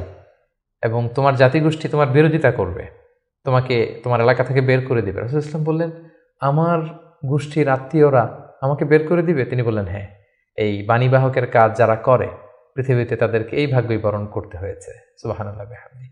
সম্মানিত শুধু এভাবে ইকরা বিসমি রাব্বিকাল্লাযী খালাক, read in the name of your lord who has created, এই বাণী নাজিলের মধ্য দিয়ে রাসূল সাল্লাল্লাহু আলাইহি ওয়াসাল্লাম অফিশিয়ালি নবী হলেন, নবুয়ত লাভ করলেন, এবং তার বয়স ছিল তখন 40 বছর। তাহলে আমরা প্রথম পর্ব শেষ করলাম, যেখানে আমরা বলেছি প্রথম পর্বে আমরা রাসূল ইসলামের জন্ম থেকে শুরু করে নবী হওয়া পর্যন্ত এই 40 বছরের বর্ণনা আমরা প্রথম পর্বে শুনলাম। এবারে আমরা দ্বিতীয় পর্বে চলে যাব। দ্বিতীয় পর্বে আমরা বর্ণনা করব নবী হওয়ার পর থেকে হিজরতের আগ পর্যন্ত মক্কায় নবুয়তের 13 বছর ওনার কেমন কেটেছে, কি কি ইনসিডেন্ট ছিল, কি কি ঘটনার মধ্যে দিয়ে, স্ট্রাগলের মধ্যে দিয়ে তিনি গিয়েছেন, সেটা আমরা এখন শুনবো ইনশাআল্লাহ। আমরা শুরুতেই বলেছিলাম যে দ্বিতীয় পর্ব আমরা আলোচনা করব নবুয়তির সন ভিত্তিক। তো নবুয়তির প্রথম বছরে রাসূল সাল্লাল্লাহু আলাইহি ওয়াসাল্লামের কাছে কোরআনের আয়াত যাই নাজিল হতো সেটা তিনি খুব প্রাইভেটলি কাছের লোকদের কাছে প্রচার করতেন, অন্যদেরকে বলতেন না। ফলে তিনি যে নবী হয়েছেন এটা ওনার কাছের লোকজন ছাড়া কেউ জানতে পারেনি। তিনি সর্বপ্রথম খাদিজা রাদিয়াল্লাহু তাআলা আনহার কাছে বলেছেন, তিনি বিশ্বাস করে ঈমান এনেছেন। তার চাচাতো ভাই ছোট্ট আলী রাদিয়াল্লাহু তাআলা আনহুর কাছে বলেছেন, আলী রাদিয়াল্লাহু তাআলা আনহু ছোটদের মধ্যে ঈমান এনেছেন। দাসদের মধ্যে থেকে প্রথম যায়েদ ইবনে হারেসা, যিনি রাসূল সাল্লাল্লাহু আলাইহি ওয়াসাল্লামের পালক পুত্রের মর্যাদায় ছিলেন, তিনি ঈমান এনেছেন। সবচাইতে কাছের ঘনিষ্ঠ বন্ধু আবু বকর রাদিয়াল্লাহু তাআলা আনহুর কাছে বলেছেন, তিনিও ঈমান এনেছেন। এবং রাসূল সাল্লাল্লাহু আলাইহি ওয়াসাল্লাম গোপনে, অর্থাৎ যেটাকে বলা হয় প্রাইভেট দাওয়া, তিনি টার্গেট ভিত্তিক কাছের ঘনিষ্ঠ আমানতদার যাকে তিনি রিলাই করতে পারেন তাদের কাছে তিনি বলতে আরম্ভ করলেন, এবং তারা গোপনে গোপনে প্রাইভেটলি রাসূল সাল্লাল্লাহু আলাইহি ওয়াসাল্লাম ডাকে সাড়া দিয়ে ঈমান আনলো, মুসলিম হতে আরম্ভ করলো। সুবহানাল্লাহ। এভাবে 3 বছর তিনি প্রাইভেট দাওয়া দিয়েছেন মক্কায়। নবুয়তির তৃতীয় বছরে 3 বছর পর আল্লাহ তাআলা আয়াত নাজিল করলেন, ফাসদা বিমা তুমার ওয়া আরিদ আনিল মুশরিকিন। নবী হে, এখন আর প্রাইভেট দাওয়া নয়, এবার পাবলিক দাওয়া, পাবলিক প্রোক্লেমেশন, অর্থাৎ পাবলিকলি আপনি এবার প্রচার করুন, যাই নাজিল হয় আপনি প্রচার করুন। এবার রাসূল সাল্লাল্লাহু আলাইহি ওয়াসাল্লাম প্রচার করতে আরম্ভ করলেন পাবলিকলি। তিনি পাবলিকলি তাওহীদের দাওয়াত দিতে শুরু করলেন, রিসালাতের দাওয়াত দিতে শুরু করলেন, আখিরাতের দাওয়াত দিতে শুরু করলেন। যখনই তিনি পাবলিকলি দাওয়াত দিতে শুরু করলেন তখনই বিরোধিতা শুরু হলো, নানা ধরনের বাধা বিপত্তি আসতে শুরু করলো। তিনি পাহাড়ের চূড়ায় যেয়ে বললেন, হে মক্কাবাসী, হে আমার গোষ্ঠীর লোকেরা, আমি যদি বলি যে এই পাহাড়ের পেছনে একদল ঘোড়সাওয়ার আক্রমণ করার জন্য বসে আছে, বিশ্বাস করবে আমার কথা? সবাই বলল, হ্যাঁ অবশ্যই করব, কারণ মা জাররাবনা মিনকা ইল্লা সিদখান, আমরা জীবনে তো মুহাম্মদ তোমার কাছ থেকে কোনোদিন মিথ্যা বলতে শুনি নাই, তুমি যা বলবে তাই বিশ্বাস করব। তখন রাসূল সাল্লাল্লাহু আলাইহি ওয়াসাল্লাম বললেন, তাহলে জেনে রাখো, আমাকে যদি নবী হিসেবে না মানো, আখিরাতে যদি বিশ্বাস না করো, আল্লাহকে যদি একক একমাত্র রব হিসেবে না মানো, তোমাদের জন্য কঠিন শাস্তি অপেক্ষা করছে। একথা শুনে তারা মর্মাহত হলো, এবং রাসূল সাল্লাল্লাহু আলাইহি ওয়াসাল্লামের চাচা আবু লাহাব পাথর নিয়ে রাসূল সাল্লাল্লাহু আলাইহি ওয়াসাল্লামের প্রতি নিক্ষেপ করলেন, এবং তখনই সূরাতুল লাহাব নাজিল হলো। সূরাতুল লাহাব, তাব্বাত ইয়াদা আবি লাহাবি ওয়া তাব, ধ্বংস হোক, নিপাত যাক আবু লাহাবের 2 হাত। কিন্তু রাসূল সাল্লাল্লাহু আলাইহি ওয়াসাল্লাম থামলেন না, তিনি দাওয়াত দিতে লাগলেন, এবং মক্কার গরিব শ্রেণীর যেই লোকেরা আছে, কর্মচারী, শ্রমজীবী, খেটে খাওয়া মানুষ, দাস, তারা রাসূল সাল্লাল্লাহু আলাইহি ওয়াসাল্লামের দাওয়াতে সাড়া দিয়ে মুসলমান হতে লাগলো, তাদের সংখ্যা বাড়তে লাগলো, এবং তাদের উপর অত্যাচার আরম্ভ হয়ে গেল। নবুয়তির 5ম বৎসরে এই ক্ল্যাশ, এই সংঘাত মারাত্মক আকারে রূপ নিল। কোথাও বেলাল রাদিয়াল্লাহু তাআলা আনহুকে পিটিয়ে আহত করা হচ্ছে, কোথাও খাব্বাব রাদিয়াল্লাহু তাআলা আনহুকে, কোথাও খুবাইব রাদিয়াল্লাহু তাআলা আনহুকে, কখনো আম্মার ইবনে ইয়াসারকে, কখনো সুমাইয়া রাদিয়াল্লাহু তাআলা আনহাকে। তাদেরকে নানাভাবে নির্যাতন, অত্যাচার শুরু করা হলো, এবং উপায়ন্তর না দেখে নবুয়তির 5ম বছর রাসূল সাল্লাল্লাহু আলাইহি ওয়াসাল্লাম বললেন যে না, এভাবে অত্যাচারের মধ্য দিয়ে যাওয়া যায় না। আমি শুনেছি যে নাজ্জাশীর বাদশাহ, ইথিওপিয়াতে হাবাসাতে একজন বাদশাহ আছে, ইমামুন আদিল, এ জাস্ট কিং, তার কাছে কেউ নাকি অত্যাচারিত হয় না, তোমরা সেখানে হিজরত করো। নবুয়তির 5ম বৎসর একটা বিশাল সংখ্যক মুসলিম সাহাবী তারা আবিসিনিয়াতে হিজরত করলো এবং এই বছরই পাপিষ্ঠ আবু জাহাল বর্ষার আঘাতে ইসলামের প্রথম নারী শাহিদা সুমাইয়া রাদিয়াল্লাহু তাআলা আনহাকে তিনি শহীদ করে দিয়েছিলেন, হত্যা করেছিলেন। এভাবে খুব কঠিন মুহূর্ত যখন যাচ্ছিল মুসলিমদের উপর, মুসলিমদের একটা অংশ আবিসিনিয়াতে হিজরত করলো, রাসূল সাল্লাল্লাহু আলাইহি ওয়াসাল্লাম অন্যান্যদেরকে নিয়ে কষ্ট সহ্য করেও মক্কাতে অবস্থান করলেন। ঠিক ওই মুহূর্তে একটা আশার বাণী নিয়ে আসলো আমির হামজা রাসূল ইসলামের চাচার ইসলাম গ্রহণ এবং ওমরে ফারুকের ইসলাম গ্রহণ। সুবহানাল্লাহ বিহামদি। তারা যখন ইসলাম ধর্ম গ্রহণ করলো তখন মক্কার কুরাইশ একটা নড়ে চড়ে বসলো, কারণ তারা তখন পাবলিকলি কয়েকজন একসাথে মিলে দুইটা লাইন করে মিছিল দিতে শুরু করলো, আল্লাহু আকবার আল্লাহু আকবার, তাকবীর দিতে দিতে তারা কাবা পর্যন্ত গেল। এবং এই দৃশ্য যখন মক্কার কাফিররা দেখলো তখন তারা বলতে আরম্ভ করলো, না, এটাকে যে কোনো মূল্যে থামাতে হবে। রাসূল সাল্লাল্লাহু আলাইহি ওয়াসাল্লামকে তারা প্রপোজ করলো, তুমি নারী চাও মুহাম্মদ, তোমাকে আরব্য সুন্দরী নারী এনে দেব, তুমি সম্পদ চাও সম্পদ দেব, ক্ষমতা চাও ক্ষমতা দেব, কিন্তু এই নতুন যেই দাওয়াত দিচ্ছ তুমি এটা বন্ধ করো। রাসূল সাল্লাল্লাহু আলাইহি ওয়াসাল্লাম বললেন, তোমরা যদি আমার ডান হাতে লাওয়াদাউ শামসা ফি ইয়ামিনি ওয়াল খামারা ফি ইয়াসারি, ডান হাতে যদি তোমরা সূর্য এনে দাও, বাঁ হাতে যদি আমাকে চাঁদ এনে দাও, তারপরেও এই দাওয়াত থেকে, আমার এই মিশন থেকে আমি এক চুল পরিমাণে পেছনে যাব না। এবার আবু জাহেল, উতবা, শাইবা, ওয়ালিদ ইবনে মুগীরা তারা সিদ্ধান্ত নিল, না, মুহাম্মদকে থামাতে হলে আমাদেরকে অন্য স্ট্র্যাটেজিতে যেতে হবে, তাদেরকে বয়কট করতে হবে। এবং তারা তখন প্রপোজ করলো যে আমরা বয়কট করব। আবু তালেবকে বলল, আবু তালেব, তোমার ভাতিজা তোমার শেল্টারে আমাদের সমাজে বিশৃঙ্খলা তৈরি করছে, নতুন ধর্মের দাওয়াত দিচ্ছে, হয় মোহাম্মদকে আমাদের হাতে তুলে দাও, তা না হলে বয়কট, তোমাদেরকে আমরা বয়কট করতে বাধ্য হব। আবু তালেব বললেন যে না, পিতাহারা মাতাহারা মোহাম্মদকে আমি ছোটবেলা থেকে লালন পালন করেছি, আমার ভাতিজার কোনো ক্ষতি আমি হতে দিব না। তারা বয়কটের ঘোষণা দিল। তারা বলল, আমরা সবাই মিলে এই বানু হাশিমকে বয়কট করলাম, তোমাদের সাথে আমাদের কোনো বিবাহ হবে না, কোনো অর্থনৈতিক চুক্তি হবে না, আমরা কোনো পণ্য বিক্রি করব না, তোমাদের থেকে কিনবো না, কথা বলবো না, তোমাদেরকে বয়কট। 3 বছর শিয়াবে আবি তালেবে রাসূল সাল্লাল্লাহু আলাইহি ওয়াসাল্লামের চাচা এবং মুসলিমরা এই বয়কটের মধ্যে ছিলেন। প্রথম বছর তারা ছাগল পালতো, যেহেতু ছাগল জবাই করে খেয়েছে। তারপরের বছর ছাগলের চামড়া, এবং অনেক সাহাবী ছাগলের চামড়া, গাছের ছাল খেয়ে বেহুশ হয়ে থাকতো, যেহেতু কোনো খাবার দাবারের ব্যবস্থা ছিল না। ঠিক নবুয়তের 7ম বৎসরে এই বয়কট শুরু হলো 10ম বৎসর পর্যন্ত। 3টি বছর তারা এই বয়কটের মধ্য দিয়ে গিয়েছে। এবং রাসূল সাল্লাল্লাহু আলাইহি ওয়াসাল্লাম নবুয়তের 10ম বৎসরে চাচা আবু তালেবকে বললেন যে, চাচা, আল্লাহ তাআলা আমাকে জানিয়েছেন যে তারা যে বয়কটের যে ধারাগুলো লিখেছিল, যে আমাদের কাছে পণ্য বিক্রি করবে না, আমাদের সাথে বিয়ে শাদী হবে না, কথাবার্তা হবে না, এবং এই ধারাগুলো লিখে তারা একটা কাগজে এটাকে কাবা ঘরের ছাদের উপরে ঝুলিয়ে দিয়েছিল। রাসূল সাল্লাল্লাহু আলাইহি ওয়াসাল্লাম বললেন যে, চাচা, আপনি তাদের কাছে যান, যে বলুন যে আল্লাহ তাআলা আমাকে জানিয়েছে উই পোকা এসে তাদের ধারার প্রতিটি কথা উই পোকা খেয়ে ফেলেছে, সেখানে শুধু আল্লাহ এই শব্দটা অবশিষ্ট আছে।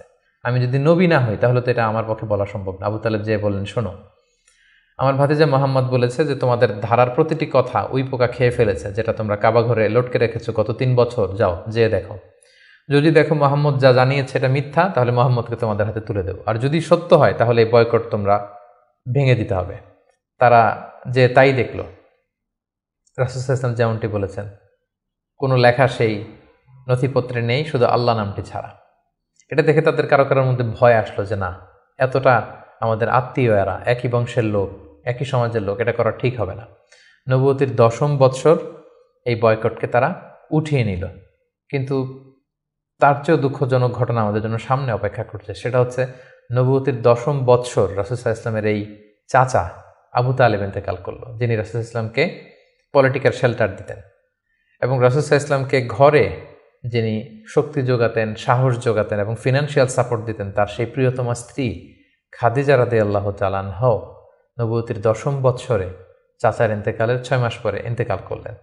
রাসূল সাল্লাল্লাহু আলাইহি ওয়াসাল্লাম তখন সাউদা বিনতে জামাআ রাদিয়াল্লাহু তাআলা আনহাকে বিয়ে করলেন। আয়েশা রাদিয়াল্লাহু তাআলা আনহার সাথে বিয়ের কন্ট্রাক্ট অর্থাৎ আকদ হলো, কিন্তু সংসার শুরু হয়নি।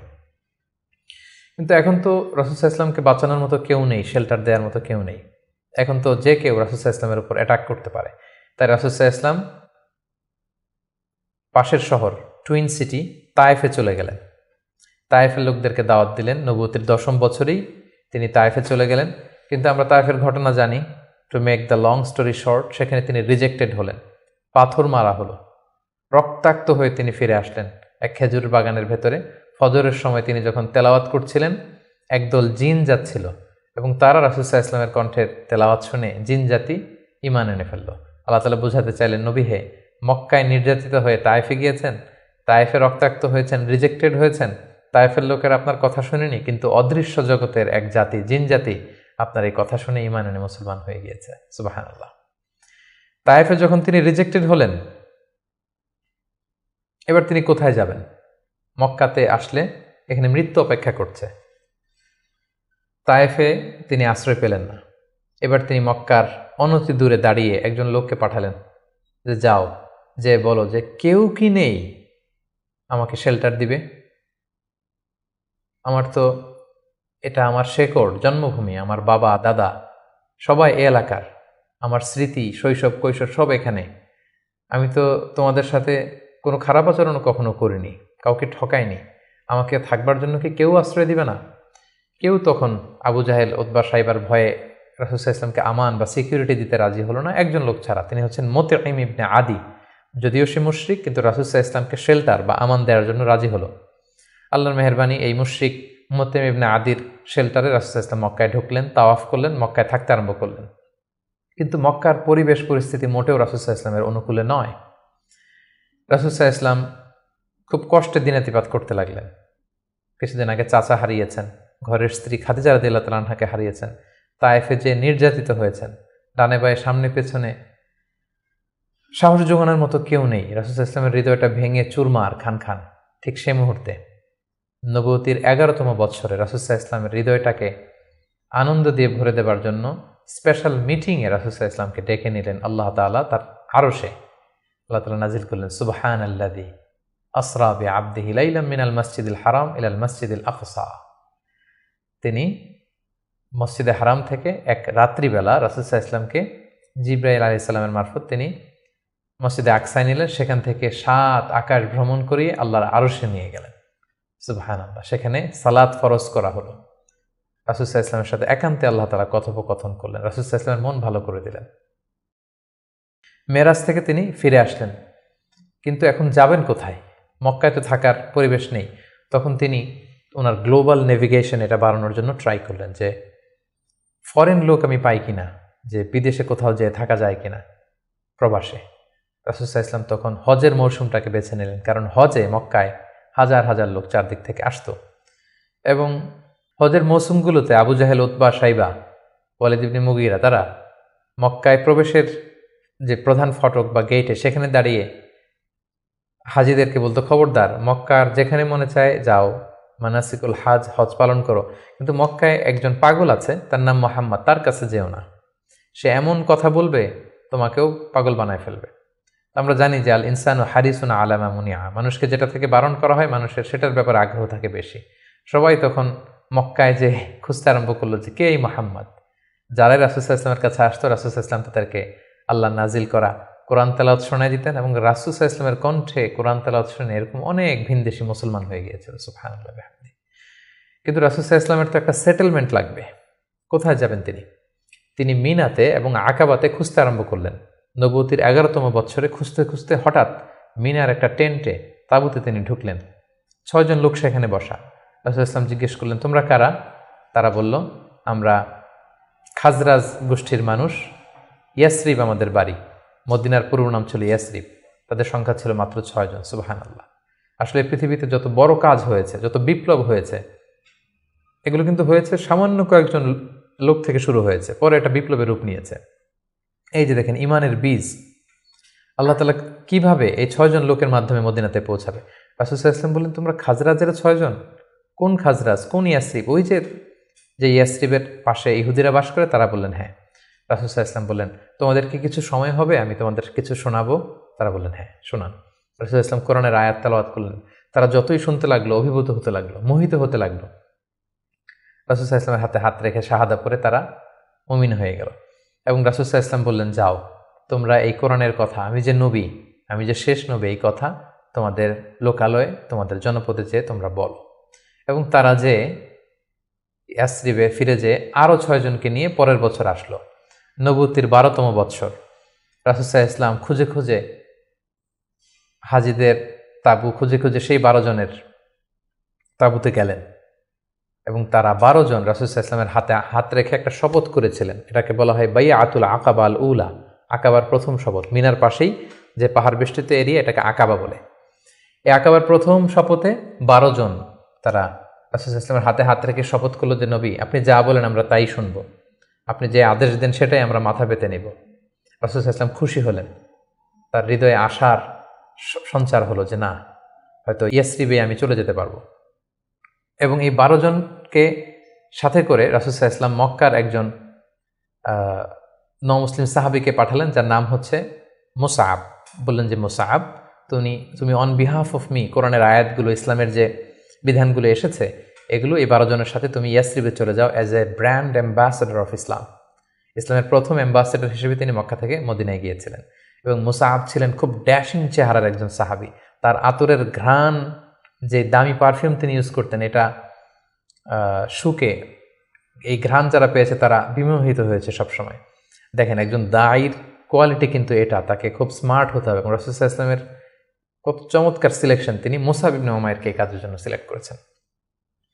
এই 12 জনকে নিয়ে মুসআব রাদিয়াল্লাহু তাআলা আনহু তিনি ইয়াসরিবে ফিরে গেলেন এবং তিনি অল্প কিছুদিনের ব্যবধানে কয়েকশো মানুষকে মুসলিম বানিয়ে ফেললেন।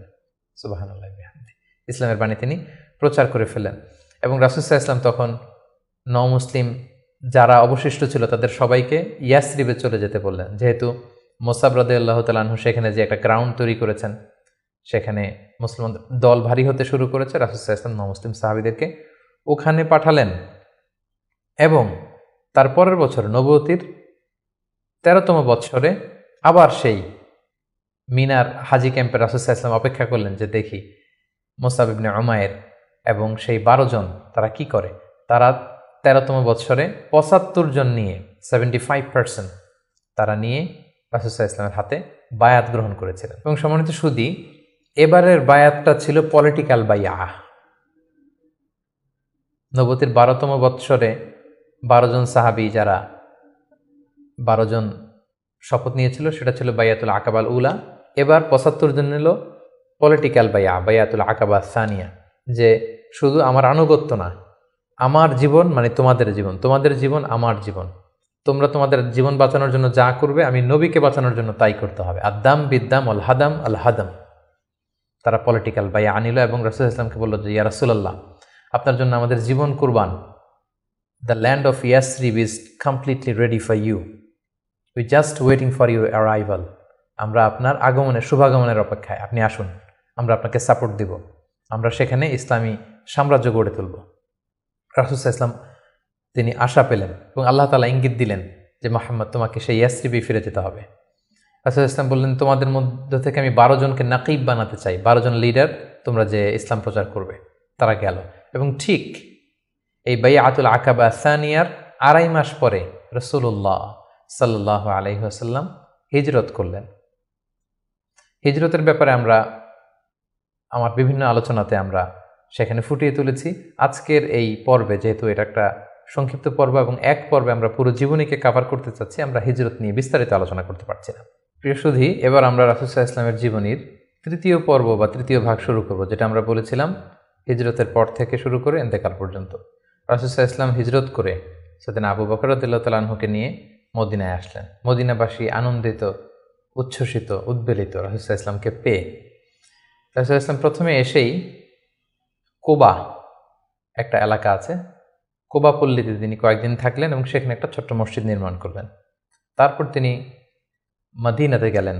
আসলে জায়গাটা ছিল ইয়াসরিব, তিনি যে জায়গাটার নাম পরিবর্তন করে মাদিনা করলেন, মাদিনাতুন নবী বা তাইবা, পবিত্র নগরী। সেখানে যে ইয়াসরিবে যেও তিনি একটি মসজিদ প্রতিষ্ঠা করলেন, যে মসজিদটা হচ্ছে মসজিদে নববী, নবীর প্রতিষ্ঠিত মসজিদ। এবং এই মসজিদে তিনি 10 বছর ইমামতি করেছেন। এই মসজিদটাই ওনার সব কিছু ছিল। ফরেন ডেলিগেশন আসলে এখানে দেখা করতেন, এখানে তিনি আহলে সুফাদেরকে শিক্ষা দিতেন। এটাই ইউনিভার্সিটি ছিল, এটাই হাইকোর্ট, এটাই সুপ্রিম কোর্ট, এখানে বিচার কার্য পরিচালনা করতেন। এখান থেকে তিনি সামরিক অভিযানগুলো পরিচালনা করতেন। মদিনাতে তিনি এসে দেখলেন যে মদিনাতে হিজরত করা সাহাবারা, মদিনায় যারা মুসলিম হয়েছে তারা, তার মানে মুসলিম একটা কমিউনিটি। আবার দেখলেন কিছু মুশরিক কমিউনিটি আছে যারা এখনও মুসলিম হয়নি। আবার তিনি দেখলেন যে ইহুদিদের একটা কমিউনিটি আছে, তিন দিকে তারা থাকে। তাদের তিনটা গোত্র, বনু কাইনুকা, বনু নাদির, বনু কোরাইদা। তিনি ভাবলেন যে সবাই মিলে একটা সংঘবদ্ধ আমাদের চার্টার থাকা দরকার। তিনি তাদের সবার সাথে বসলেন, তিনি মদিনা চার্টার করলেন, যেটাকে মদিনা সনদ বলা হয়। সুবহানাল্লাহ। তিনি মদিনা চার্টারে উল্লেখ করলেন যে আমরা মদিনাকে রক্ষার জন্য মুসলিম, প্যাগানস, জিউস সবাই এক, আমরা একে অপরের সাথে মিত্রতা থাকবে এবং বহিঃশত্রুর আক্রমণ থেকে আমরা একে অপরকে রক্ষা করব। এবং তিনি মক্কা থেকে যারা হিজরত করে এসেছেন মুহাজির সাহাবী, এবং মদিনাতে যারা এই মুহাজির সাহাবীদেরকে অ্যাকোমোডেট করেছেন, ওয়েলকাম করেছেন, আনসার সাহাবী, তাদের মধ্যে তিনি ভ্রাতৃত্বের বন্ধন প্রতিষ্ঠা করলেন। শুরু হলো মদিনার নতুন জার্নি। প্রথম বছরে অর্থাৎ প্রথম হিজরিতে তিনি এই কাজগুলো করলেন। দ্বিতীয় হিজরিতে একটা সিগনিফিক্যান্ট ঘটনা ঘটলো, সেটা হচ্ছে কেবলা চেঞ্জ করে দেয়া হলো। রাসূল সাল্লাল্লাহু আলাইহি ওয়াসাল্লাম মদিনাতে এসে 16-17 মাস বাইতুল মাকদাসের দিকে হয়ে নামাজ পড়তেন, কিন্তু চাইতেন যে মক্কায় যদি আল্লাহ তাআলা চেঞ্জ করে দিতেন কতই না ভালো হতো। আল্লাহ তাআলা চেঞ্জ করে দিলেন। আল্লাহ বললেন, ফাওয়াল্লি ওয়াজহাকা শাতরাল মসজিদুল হারাম, নবী হে আপনি মসজিদুল হারামের দিকে মুখ ফিরিয়ে এখন থেকে নামাজ পড়বেন। এটা দ্বিতীয় হিজরির ঘটনা। দ্বিতীয় হিজরির সবচাইতে গুরুত্বপূর্ণ ইনসিডেন্ট হচ্ছে দ্য ব্যাটল অফ বাদার, গজওয়াতুল বাদার, বদরের যুদ্ধ। কারণ কুরাইশরা তো তারা দেখলো যে না, মুহাম্মদ হাতছাড়া হয়ে গেল, সব মুসলিমরা হাতছাড়া হয়ে গেল, তাদেরকে তো সহজে ছেড়ে দেওয়া যায় না। তখন একটা যুদ্ধ হলো, বিশাল যুদ্ধ। রাসূল সাল্লাল্লাহু আলাইহি ওয়াসাল্লাম একটা ক্যারাভান আটকাতে গেলেন, কিন্তু তারা খবর পাঠালো যে মুহাম্মদ তার সৈন্য নিয়ে অ্যাটাক করছে। তারা 1000 সৈন্য নিয়ে আসলো বদরের প্রান্তরে, মদিনা থেকে 70-80 কিলো দূরে। মুসলমানদের সংখ্যা ছিল মাত্র 314 জন। বিশাল রক্তক্ষয়ী যুদ্ধ হলো। আল্লাহ তাআলা মুসলিমদেরকে ফেরেশতা দিয়ে, আসমানি মাদাদ দিয়ে সাহায্য করলেন। আল্লাহ বললেন, ওয়ালাকাদ নাসারাকুমুল্লাহু বিবাদরি ওয়া আনতুম আদিল্লাহ। আল্লাহ তোমাদেরকে বদরের প্রান্তরে সহায়তা করেছিলেন, তোমরা খুব দুর্বল ছিলে, ফেরেশতা দিয়ে আমি তোমাদেরকে সহযোগিতা করেছি, বিজয় এনে দিয়েছি। মুসলিমরা বিজয় লাভ করলো। 70 জন কুরাইশ নিহত হলো, 70 জন বন্দী হলো, মুসলমানরা জয়লাভ করলো। দ্বিতীয় হিজরির আরেকটা ইনসিডেন্ট হচ্ছে, আমি বলেছি যে 3টা জিউস ট্রাইব, ইহুদি গোত্র ছিল, এর মধ্যে একটা গোত্র কাইনুকা, তারা এক মুসলিম নারীকে তার শ্লীলতাহানি করে এবং তারা চুক্তি ভঙ্গ করে। পরে রাসূল সাল্লাল্লাহু আলাইহি ওয়াসাল্লাম তাদেরকে অবরোধ করলেন এবং মদিনা থেকে বের করে দিলেন, এক্সাইল দিলেন, নির্বাসন। কারণ কি ছিল? তারা চুক্তি ভঙ্গ করেছে। রাসূল সাল্লাল্লাহু আলাইহি ওয়াসাল্লাম কখনো আগ বাড়িয়ে কারোর সাথে বিরোধিতায় জড়াননি, শান্তি নষ্ট করেননি। তিনি মদিনায় যে একটা শান্তিময় সাম্রাজ্য গঠন করবার জন্য মদিনা চার্টার করেছেন, মদিনা সনদ আমরা যেটা বলেছি। কিন্তু সর্বপ্রথম এটা ভঙ্গ করলো কারা? বনু কাইনুকা নামে যে ইহুদি গোত্র আছে তারা। ফলে রাসূল সাল্লাল্লাহু আলাইহি ওয়াসাল্লাম তাদেরকে নির্বাসন দিলেন। এবং দ্বিতীয় হিজরিতে রোজার বিধান এবং জাকাতের বিধানকে ফরজ করা হলো। তৃতীয় হিজরির সবচেয়ে গুরুত্বপূর্ণ ঘটনা হচ্ছে উহুদের যুদ্ধ। কারণ 1 বছর আগে দ্বিতীয় হিজরিতে কুরাইশদের 70 জন নিহত হয়েছে, 70 জন বন্দী হয়েছে। তাদের যেই ক্ষত, ঘা, এটা শুকায়নি। সেটা শোধ নেওয়ার জন্য, প্রতিশোধ নেওয়ার জন্য তারা আসলো 3000 সৈন্য নিয়ে। মুসলিমরা ছিল মাত্র 1000। ইনিশিয়ালি রাসূল সাল্লাল্লাহু আলাইহি ওয়াসাল্লামের কিছু দিক নির্দেশনা অমান্য করার কারণে মুসলিমরা পরাজিত হতে আরম্ভ করলো, কিন্তু শেষের দিকে তারা আবার যুদ্ধে একটা ব্যালেন্স তৈরি করলো। কিন্তু তারপরেও 70 জন মুসলিম এই যুদ্ধে শহীদ হয়েছেন। এবং রাসূল সাল্লাল্লাহু আলাইহি ওয়াসাল্লাম তার প্রিয়তম চাচা হামজা ইবনে আব্দুল মুত্তালিব, যাকে সাইয়্যিদুশ শুহাদা ঘোষণা দেওয়া হয়েছে, এবং যে মুসআব ইবনে উমাইরকে দ্য ফার্স্ট অ্যাম্বাসেডর করে তিনি পাঠিয়েছিলেন, এই যুদ্ধে তিনিও শহীদ হয়েছেন। 70 জন সাহাবীকে রাসূল সাল্লাল্লাহু আলাইহি ওয়াসাল্লাম হারিয়েছেন সেই যুদ্ধে। তৃতীয় হিজরিতে রাসূল সাল্লাল্লাহু আলাইহি ওয়াসাল্লাম হাফসা রাদিয়াল্লাহু তাআলা আনহাকে বিয়ে করেন, জাইনাব বিনতে খুজাইমাকে বিয়ে করেন। এবং তৃতীয় হিজরি সনে ফাতিমা রাদিয়াল্লাহু তাআলা আনহা, আলী রাদিয়াল্লাহু তাআলা আনহার ঘরকে উজালা করে রাসূল ইসলামের প্রথম নাতি হাসান রাদিয়াল্লাহু তাআলা আনহু জন্মগ্রহণ করেছিলেন। চতুর্থ হিজরির একটা মর্মান্তিক ঘটনা হচ্ছে বীরে মাউনার ঘটনা। নজদ থেকে কিছু লোক এসে রাসূল ইসলামকে বললেন, আপনি কিছু সাহাবাকে, কারি সাহাবাকে, হাফেজ সাহাবাদেরকে আমাদের সাথে পাঠান, তারা নজদে এসে আমাদেরকে ইসলাম শেখাবে। রাসূল ইসলাম 70 জন কারি সাহাবাকে বিশ্বাস করে পাঠিয়েছিলেন যে তাদেরকে নিয়ে যাও, তারা ইসলাম শেখাবে। কিন্তু তারা বিশ্বাসঘাতকতা করে এই সাহাবীদেরকে হত্যা করেছিল। এটা বীরে মাউনার ঘটনা। রাসূল ইসলাম অত্যন্ত মর্মাহত হয়েছিলেন। এবং চতুর্থ হিজরির আরেকটা ঘটনা হচ্ছে যে বনু নাদির, ইহুদিদের যে দ্বিতীয় গোষ্ঠী, বনু নাদিরকে রাসূল ইসলাম নির্বাসন দিয়েছিলেন, মদিনা থেকে বের করে দিয়েছিলেন। কারণ কি? একই ঘটনা, বিশ্বাসঘাতকতা, দ্য ট্রেচারি, বিশ্বাসঘাতকতার কারণে।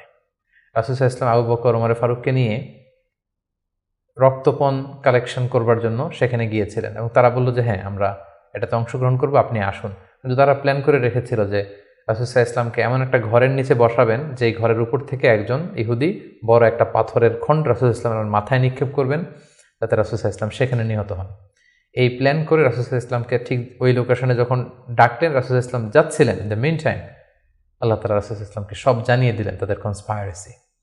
জিবরাইল আলাইহিস সালাম বললেন, ইয়া রাসূলুল্লাহ, এই মুহূর্তে এখান থেকে আপনি চলে যান মদিনায়। মদিনায় আসলেন, এসে বিশাল বাহিনী গঠন করে বনু নাদিরকে তিনি ঘেরাও করলেন এবং তাদেরকে এই এলাকা থেকে উৎখাত করলেন এই বিশ্বাসঘাতকতার কারণে। যেহেতু মদিনা চার্টার ছিল একে অপরের শুভ কামনা করবে, শুভাকাঙ্ক্ষী হবে, মিত্র হিসেবে কাজ করবে, কিন্তু তারা রাসূল সাল্লাল্লাহু আলাইহি ওয়াসাল্লামকে হত্যার ষড়যন্ত্র করেছিল। তাদেরকে রাসূল সাল্লাল্লাহু আলাইহি ওয়াসাল্লাম এখান থেকে বের করে দিলেন। এবং চতুর্থ হিজরিতে মদকে আল্লাহ তাআলা হারাম ঘোষণা করলেন। এটা ছিল একটা গুরুত্বপূর্ণ ঘটনা। পঞ্চম হিজরিতে অনেকগুলো ঘটনা ঘটেছে, এর মধ্যে অন্যতম হচ্ছে বনু মুস্তালিকের যুদ্ধ হয়েছিল। তারা রাসূল সাল্লাল্লাহু আলাইহি ওয়াসাল্লামকে অতর্কিত আক্রমণ করতে চেয়েছিল, রাসূল সাল্লাল্লাহু আলাইহি ওয়াসাল্লাম আগেই তাদেরকে আক্রমণ করে এলাকা দখল করলেন। এবং সেখান থেকে ফিরে আসবার সময় ইফকের যে ঘটনা আমরা জানি, আম্মাজান আয়েশা রাদিয়াল্লাহু তাআলা আনহাকে অপবাদ দেয়া হয়েছিল। সফওয়ান ইবনে মুআত্তাল রাদিয়াল্লাহু তাআলা আনহুর সাথে তার অবৈধ সম্পর্ক আছে বলে মুনাফিকরা ছড়িয়ে দিয়েছিল, নাউযুবিল্লাহ। এবং আল্লাহ তাআলা আরশের উপর থেকে তিনি আম্মাজান আয়েশার পবিত্রতা ঘোষণা করেছেন। সুবহানাল্লাহি ওয়া বিহামদিহি। এই ঘটনা পঞ্চম হিজরিতে ঘটেছিল। এবং পঞ্চম হিজরির সবচেয়ে ভয়ানক ঘটনা হচ্ছে আহজাবের যুদ্ধ বা খন্দকের যুদ্ধ। ইহুদি দুইটা গোষ্ঠী তারা যখন মদিনা থেকে নির্বাসিত হলো তাদের বিশ্বাসঘাতকতার কারণে, তারা যে কুরাইশদের লিডারদেরকে ফুসলাতে লাগলো, গাতাফান গোত্রের লিডারদেরকে ফুসলাতে লাগলো, আরবদেরকে ফুসলাতে লাগলো যে মুহাম্মদ কিন্তু তার দলবল নিয়ে দিনকে দিন শক্তিশালী হচ্ছে, এখনই সময়। এবছর যদি আমরা তাকে অ্যাটাক করে পরাহত করতে না পারে, আমরা আটকাতে পারবো না। ফুসলাতে ফুসলাতে প্রভোগ করতে করতে তারা 10,000 সৈন্য জমা করলো এবং তারা প্ল্যান করলো যে আমরা 10,000 অ্যাটাক করব। আর ইহুদিদের একটা গোত্র ছিল বনু কুরাইজা, তারা এখনো পর্যন্ত কোনো চুক্তি ভঙ্গ করেনি, ফলে আপ আনটিল দ্যাট টাইম তাদের সাথে রাসূল সাল্লাল্লাহু আলাইহি ওয়াসাল্লামের সুসম্পর্ক ছিল এক ধরনের। তারা প্ল্যান করলো কোনোভাবে আমরা ভেতর থেকে বিশ্বাসঘাতকতার জন্য বনু কুরাইজাকে আমরা বলবো। তারা সেটাই করলো, 10,000 সৈন্য মদিনাতে অ্যাটাক করলো। এখন রাসূল সাল্লাল্লাহু আলাইহি ওয়াসাল্লাম কী করবেন? এই ছোট্ট বাহিনী নিয়ে তো 10,000 শক্তিশালী বাহিনীকে সামলানো সম্ভব নয়। রাসূল সাল্লাল্লাহু আলাইহি ওয়াসাল্লাম মিটিং করলেন, কনসাল্ট করলেন। সালমান আল ফারিসি তিনি বললেন যে আমরা আমাদের পারস্যে যুদ্ধের অনেকগুলো মাধ্যমের একটা মাধ্যম হচ্ছে ট্রেঞ্চ খনন করি, পরীক্ষা খনন করি। বিশাল মদিনার চারদিকে বিশাল গর্ত করে আমরা এমন পরীক্ষা খনন করব, ফলে আর মদিনাতে আসতেই পারবে না। আসতে হলে আগে মই দিয়ে নিচে নামতে হবে, তারপরে আবার মই দিয়ে উপরে উঠতে হবে। এই মুহূর্তে আমরা তীর মেরে তাদেরকে নাস্তানাবুদ করতে পারবো। রাসূল ইসলাম রাজি হলেন। কয়েক কিলোমিটার ব্যাপী মদিনার দুই দিকে এক পাশ থেকে আরেক পাশে বিশাল পরীক্ষা খনন করলেন সব সাহাবা। রাসূল ইসলাম নিজেও এই পরীক্ষা খননের কাজে অংশগ্রহণ করলেন। 10,000 সৈন্যবাহিনী আসলো, তারা ভেতর থেকে বনু কুরাইজাকে বিশ্বাসঘাতকতার জন্য উদ্বুদ্ধ করলো। তারা রাজি হচ্ছিল না, অবশেষে রাজি হলো। রাসূল ইসলাম আল্লাহ সাহায্য চাইলেন যে আল্লাহ, ভেতর থেকে যদি বনু কুরাইজা বিশ্বাসঘাতকতা করে অ্যাটাক করে, বাইরে থেকে ওরা যদি আসে, আমরা তো শেষ হয়ে যাব। আল্লাহ তাআলা এমন তুফান দিলেন, এমন বাতাস দিলেন, এমন ঠান্ডা আবহাওয়া দিলেন, 10,000 সৈন্য, অস্ত্র শস্ত্রে সজ্জিত সৈন্য নাস্তানাবুদ হয়ে লণ্ডভণ্ড হয়ে কে কোথায় গেল, কাদের তাবু ভেঙে কে কোন দিকে ছুটলো, তারা নিজেরাও টের পেল না। এভাবে আল্লাহ তাআলা এই কনফেডারেটস, এই বিশাল বাহিনীর হাত থেকে রাসূল সাল্লাল্লাহু আলাইহি ওয়াসাল্লামকে মদিনাবাসীকে রক্ষা করলেন।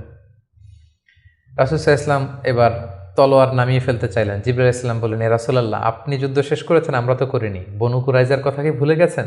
ইহুদিদের যে একটা ট্রাইব, যারা বিশ্বাসঘাতকতা করলো তাদেরকে অ্যাটাক করুন। রাসূলুল্লাহ সাল্লাল্লাহু আলাইহি সাল্লাম ৫ম হিজরিতে এবার বনু কুরাইজাকে অ্যাটাক করলেন। পরে তারা বাধ্য হলো তাদের মিত্র সাদ বিন মুআজ রাদিয়াল্লাহু তাআলা আনহু যেটা বলবে এটাই ফয়সালা হবে। দীর্ঘদিন তারা রাসূল সাল্লাল্লাহু আলাইহি ওয়াসাল্লাম তাদেরকে চারদিক থেকে ঘেরাও করে রাখলো। পরে সাদ বিন মুআজ বললেন যে এটা বড় বিশ্বাসঘাতকতা, তাদের এই বিশ্বাসঘাতকতা যদি সফল হতো আমরা সবাই মারা যেতাম। সো আমার রায় হচ্ছে তাদের এই বিশ্বাসঘাতকতার শাস্তি হতে হবে অনেক বড়। তাদের মধ্য থেকে যারা মুসলিমদের বিরুদ্ধে তলোয়ার ধরেছে তাদেরকে এক্সিকিউশন করা হবে, তাদের নারীদেরকে বন্দী করা হবে। রাসূল সাল্লাল্লাহু আলাইহি ওয়াসাল্লাম সাদ বিন মুআজের এই পরামর্শকে মেনে নিলেন, এই রায়কে মেনে নিলেন। ষষ্ঠ হিজরিতে রাসূলুল্লাহ সাল্লাল্লাহু আলাইহি সাল্লাম তিনি স্বপ্ন দেখলেন যে তিনি উমরা করছেন। তবে আমরা জানি নবীদের স্বপ্ন হচ্ছে ওহী। তিনি সাহাবীদের কাছে স্বপ্নের কথা জানালেন। ১৪০০ সাহাবীকে নিয়ে তিনি উমরা করতে গেলেন। কিন্তু আমরা জানি যে উমরা করতে যেতে হবে মক্কায়। মক্কায় তো শত্রুর বসবাস, কুরাইশরা। তারা রাসূল সাল্লাল্লাহু আলাইহি ওয়াসাল্লামকে ঢুকতে দিল না। সাহাবারা বললেন, ইয়া রাসূলুল্লাহ, যুদ্ধের ঘোষণা দিন, আমরা যুদ্ধ করব। রাসূল সাল্লাল্লাহু আলাইহি ওয়াসাল্লাম বললেন, আমি যুদ্ধ করতে আসিনি, আমি উমরা করতে এসেছি। তখন সেখানে রাসূল সাল্লাল্লাহু আলাইহি ওয়াসাল্লাম তাদের সাথে একটা ট্রিটি করলেন, পিস ট্রিটি, যেটাকে ঐতিহাসিকরা হুদায়বিয়া সন্ধি বলা হয়। এটা ষষ্ঠ হিজরির জিলকদ মাসে হয়েছিল। সেখানে ট্রিটিতে বলা হয়েছে যে এবছর মুসলমানরা উমরা করতে পারবে না, ফিরে যাবে উমরা ছাড়াই। আগামী বছর আমরা সুযোগ দিব, তবে মাত্র ৩ দিনের জন্য আসবে, কোনো অস্ত্র ছাড়া উমরা করে চলে যাবে। সাহাবীরা এটা মানতেই চাচ্ছিলেন না। রাসূল সাল্লাল্লাহু আলাইহি ওয়াসাল্লাম বললেন যে থামো, আমরা এটাতেই রাজি। এবং তারা আরও কিছু ধারা দিল এই সন্ধির, যে মক্কা থেকে কেউ যদি মদিনাতে যায় মুসলিম হয়ে, মদিনাবাসী তাদেরকে ফেরত দিতে হবে। কিন্তু মদিনা থেকে কেউ মক্কায় আসলে মক্কাবাসী ফেরত দিতে বাধ্য থাকবে না। আর দুই পক্ষের সাথে যে কেউ অ্যালায়েন্স করতে পারবে। ফলে বনু খুজাআ গেল রাসূল সাল্লাল্লাহু আলাইহি ওয়াসাল্লামের পক্ষে, বনু বকর গেল কুরাইশদের পক্ষে। এভাবে হুদায়বিয়ার সন্ধিটি হলো। সাহাবারা কেউ মানতে পারল না। রাসূল সাল্লাল্লাহু আলাইহি ওয়াসাল্লাম বললেন, সন্ধি স্বাক্ষরিত হয়ে গিয়েছে, সবাই মাথার চুল হলক করে হালাল হয়ে যাও, আমরা এখন মদিনায় ফিরে যাব। কেউ হালাল হচ্ছিল না। পরে উম্মে সালামা রাদিয়াল্লাহু তাআলা আনহার পরামর্শে রাসূল সাল্লাল্লাহু আলাইহি ওয়াসাল্লাম নিজেই তার পশু জবাই করলেন, নিজের মাথা নিজে হাল্লাক দিয়ে তিনি মাথা মুন্ডন করলেন। ফলে সবাই সেটি করল। সাহাবীদের কাছে মনে হচ্ছিল যে এটা একটা অপমান। ১৪০০ সাহাবী মুসলিম, সাদা এহরামের কাপড় পরে আমরা আসলাম, কিন্তু আমাদেরকে ঢুকতে দেয়া হলো না। রাসূল সাল্লাল্লাহু আলাইহি ওয়াসাল্লাম বললেন, না, এই সন্ধি আল্লাহ তাআলা বলেছেন যে ইন্না ফাতাহনা আলাকা ফাতহাম মুবিনা, নবী হে, তোমাদেরকে আমি বিজয় দিব। এবং চূড়ান্ত বিজয়ের জন্য এই সন্ধিটা গুরুত্বপূর্ণ ছিল। কারণ এখন দাওয়াতি কাজ চারদিকে ছড়িয়ে দেওয়ার জন্য কিছুদিন যুদ্ধ বিগ্রহ বন্ধের দরকার আছে। আল্লাহ তাআলা এই সন্ধির মাধ্যমে কেমন যেন মুসলমানদেরকে সেই ফেভারটিই দিলেন, সেই সুযোগটি করে দিলেন। সুবহানাল্লাহ। সপ্তম হিজরির গুরুত্বপূর্ণ একটি ঘটনা হচ্ছে খায়বার যুদ্ধ। রাসূল সাল্লাল্লাহু আলাইহি ওয়াসাল্লাম খায়বার বিজয় করলেন। মদিনা থেকে বেশ দূরে ইহুদিদের সেখানে বিশাল পল্লী, বিশাল বসতি, এবং যাদেরকে তিনি নির্বাসন দিয়েছিলেন তারা যে সেখানে বসবাস করছিল। রাসূল সাল্লাল্লাহু আলাইহি ওয়াসাল্লাম খায়বার বিজয় করলেন এবং খায়বার বিজিত হয়েছিল সাইয়েদনা আলী রাদিয়াল্লাহু তাআলা আনহুর হাতে। খায়বার যখন বিজয় হলো, খায়বারের বিশাল ল্যান্ড, খেজুর বাগান রাসূল সাল্লাল্লাহু আলাইহি ওয়াসাল্লাম এগুলো পেলেন এবং চুক্তিতে আসলেন যে খায়বারের ইহুদিরা তারা সারা বছর জুড়ে যতটুকু খেজুর তারা উৎপাদন করবে এবং ফলমূল চাষ করবে তার অর্ধেক মদিনাতে দেয়া হবে। এবং খায়বার বিজয়ের পর থেকে কিন্তু বেসিকলি মদিনাতে সাহাবাদের একটু অর্থনৈতিক সচ্ছলতা ফিরে আসলো। এবং ইন দ্য মিন টাইম সেই নবুয়তির ৫ম বছরে যখন অত্যাচার হচ্ছিল, জাফর ইবনে আবি তালেব যখন তার সাথে করে রাসূল সাল্লাল্লাহু আলাইহি ওয়াসাল্লাম অনেককে নমুসলিমকে আবিসিনিয়ায় পাঠিয়েছিলেন, খায়বার বিজয়ের পরে রাসূল সাল্লাল্লাহু আলাইহি ওয়াসাল্লাম তাদেরকে নিয়ে আসলেন, তারা সবাই চলে আসলো। এবং এই সপ্তম হিজরিতে রাসূল সাল্লাল্লাহু আলাইহি ওয়াসাল্লাম আশেপাশের বড় বড় যে রাজা আছে, কিং আছে, সুপার পাওয়ার আছে, তাদের কাছে তিনি চিঠি লিখে পাঠালেন যে মিন মুহাম্মদ ইলা হিরাকল আদিমের রোম। এইভাবে সবার কাছে তিনি চিঠি লিখে পাঠালেন যে আসলিম তাসলাম, সালামুন আলা মানিত্তাবা আলো হুদা, শান্তি তাদের প্রতি যারা হেদায়েতকে মানে। ফলে ইন্টারন্যাশনাল ইসলামকে পৌঁছানোর একটা সুযোগ কিন্তু ঠিক তখন রাসূল সাল্লাল্লাহু আলাইহি ওয়াসাল্লামের হলো। এবং সপ্তম হিজরিতে রাসূল সাল্লাল্লাহু আলাইহি ওয়াসাল্লাম সাহাবাদেরকে নিয়ে উমরা করে আসলেন। এটাকে বলা হয় উমরাতুল কাদা। কারণ আমরা জানি যে ষষ্ঠ হিজরিতে তিনি উমরা করতে পারেননি এবং সেই হুদায়বিয়া সন্ধির একটা ধারা ছিল, এবছর ফিরে যেতে হবে, পরের বছর এসে উমরা করবে। রাসূলুল্লাহ সাল্লাল্লাহু আলাইহি ওয়াসাল্লাম পরের বছর যে উমরা করে আসলেন এবং ঠিক সেই বছরই রাসূল সাল্লাল্লাহু আলাইহি ওয়াসাল্লাম মাইমুনা বিনতে হারিস রাদিয়াল্লাহু তাআলা আনহাকে বিয়ে করেছিলেন। অষ্টম হিজরিতে যে সমস্ত ঘটনা ঘটেছে তার মধ্যে থেকে অন্যতম হচ্ছে মুতার যুদ্ধ, রোমকদের বিরুদ্ধে, অনেক দূরের যুদ্ধ। তিনজন সেনাপতি রাসূল সাল্লাল্লাহু আলাইহি ওয়াসাল্লাম এখানে ফিক্স করে দিয়েছিলেন, যায়েদ বিন হারিসা, জাফর ইবনে আবি তালেব, আব্দুল্লাহ ইবনে রাওয়াহা। কোনো অভিযানে তিনি তিনজন সেনাপতি দেন না, এই যুদ্ধে তিনজনকে তিনি সেনাপতি করলেন। তারা তিনজনই বুঝতে পেরেছেন যে তারা প্রত্যেকে শহীদ হবেন, এবং সেটাই ঘটেছিল। রাসূল ইসলাম তাদের জন্য দোয়া করেছিলেন। সবশেষে খালিদ বিন ওয়ালিদ রাদিয়াল্লাহু তাআলা আনহুর নেতৃত্বে মুতার যুদ্ধ বিজয় হয়। অষ্টম হিজরির সবচাইতে সিগনিফিক্যান্ট ইভেন্ট হচ্ছে ফাতহু মক্কা, মক্কা বিজয়, যেটার কারণ হচ্ছে হুদায়বিয়া সন্ধিতে একটা অ্যালায়েন্স হয়েছিল। বনু খুজা ছিল মুসলিমদের পক্ষে, বনু বকর ছিল কুরাইশদের পক্ষে, এবং কথা ছিল কেউ কাউকে অ্যাটাক করবে না। কিন্তু বনু বকরের কিছু লোক কুরাইশদের সহযোগিতায় অস্ত্র নিয়ে তারা একদিন রাতে বনু খুজাকে অ্যাটাক করে তাদের 20 জনকে নিহত করে। রাসূল সাল্লাল্লাহু আলাইহি ওয়াসাল্লাম এই সন্ধিকে আর অটুট রাখলেন না, এই অপরাধকে বরদাস্ত করলেন না। রাসূল সাল্লাল্লাহু আলাইহি ওয়াসাল্লাম যাতে মাফ করে দেয়, এটার জন্য আবু সুফিয়ানকে পাঠানো হয়েছিল। রাসূল সাল্লাল্লাহু আলাইহি ওয়াসাল্লাম মানলেন না। বিশাল এক বাহিনী নিয়ে 10,000 সাহাবীকে নিয়ে তিনি মক্কা অভিমুখে রওনা হলেন এবং তিনি মক্কা বিজয় করলেন। এটাকে ঐতিহাসিকভাবে ফাতহু মক্কা বলা হয়। রাসূল সাল্লাল্লাহু আলাইহি ওয়াসাল্লাম ফিরে আসলেন নিজের জন্মভূমিতে বিজয়ের বেশে। তিনি যে কাবার ভেতরে যত মূর্তি আছে এগুলোকে ভেঙে ফেললেন। বেলাল রাদিয়াল্লাহু আনহুকে বললেন, যাও কাবার উপরে উঠে আজান দাও। আজান দেয়া হলো। রাসূল সাল্লাল্লাহু আলাইহি ওয়াসাল্লাম নামাজ পড়লেন, কাবার ভেতরেও নামাজ পড়লেন।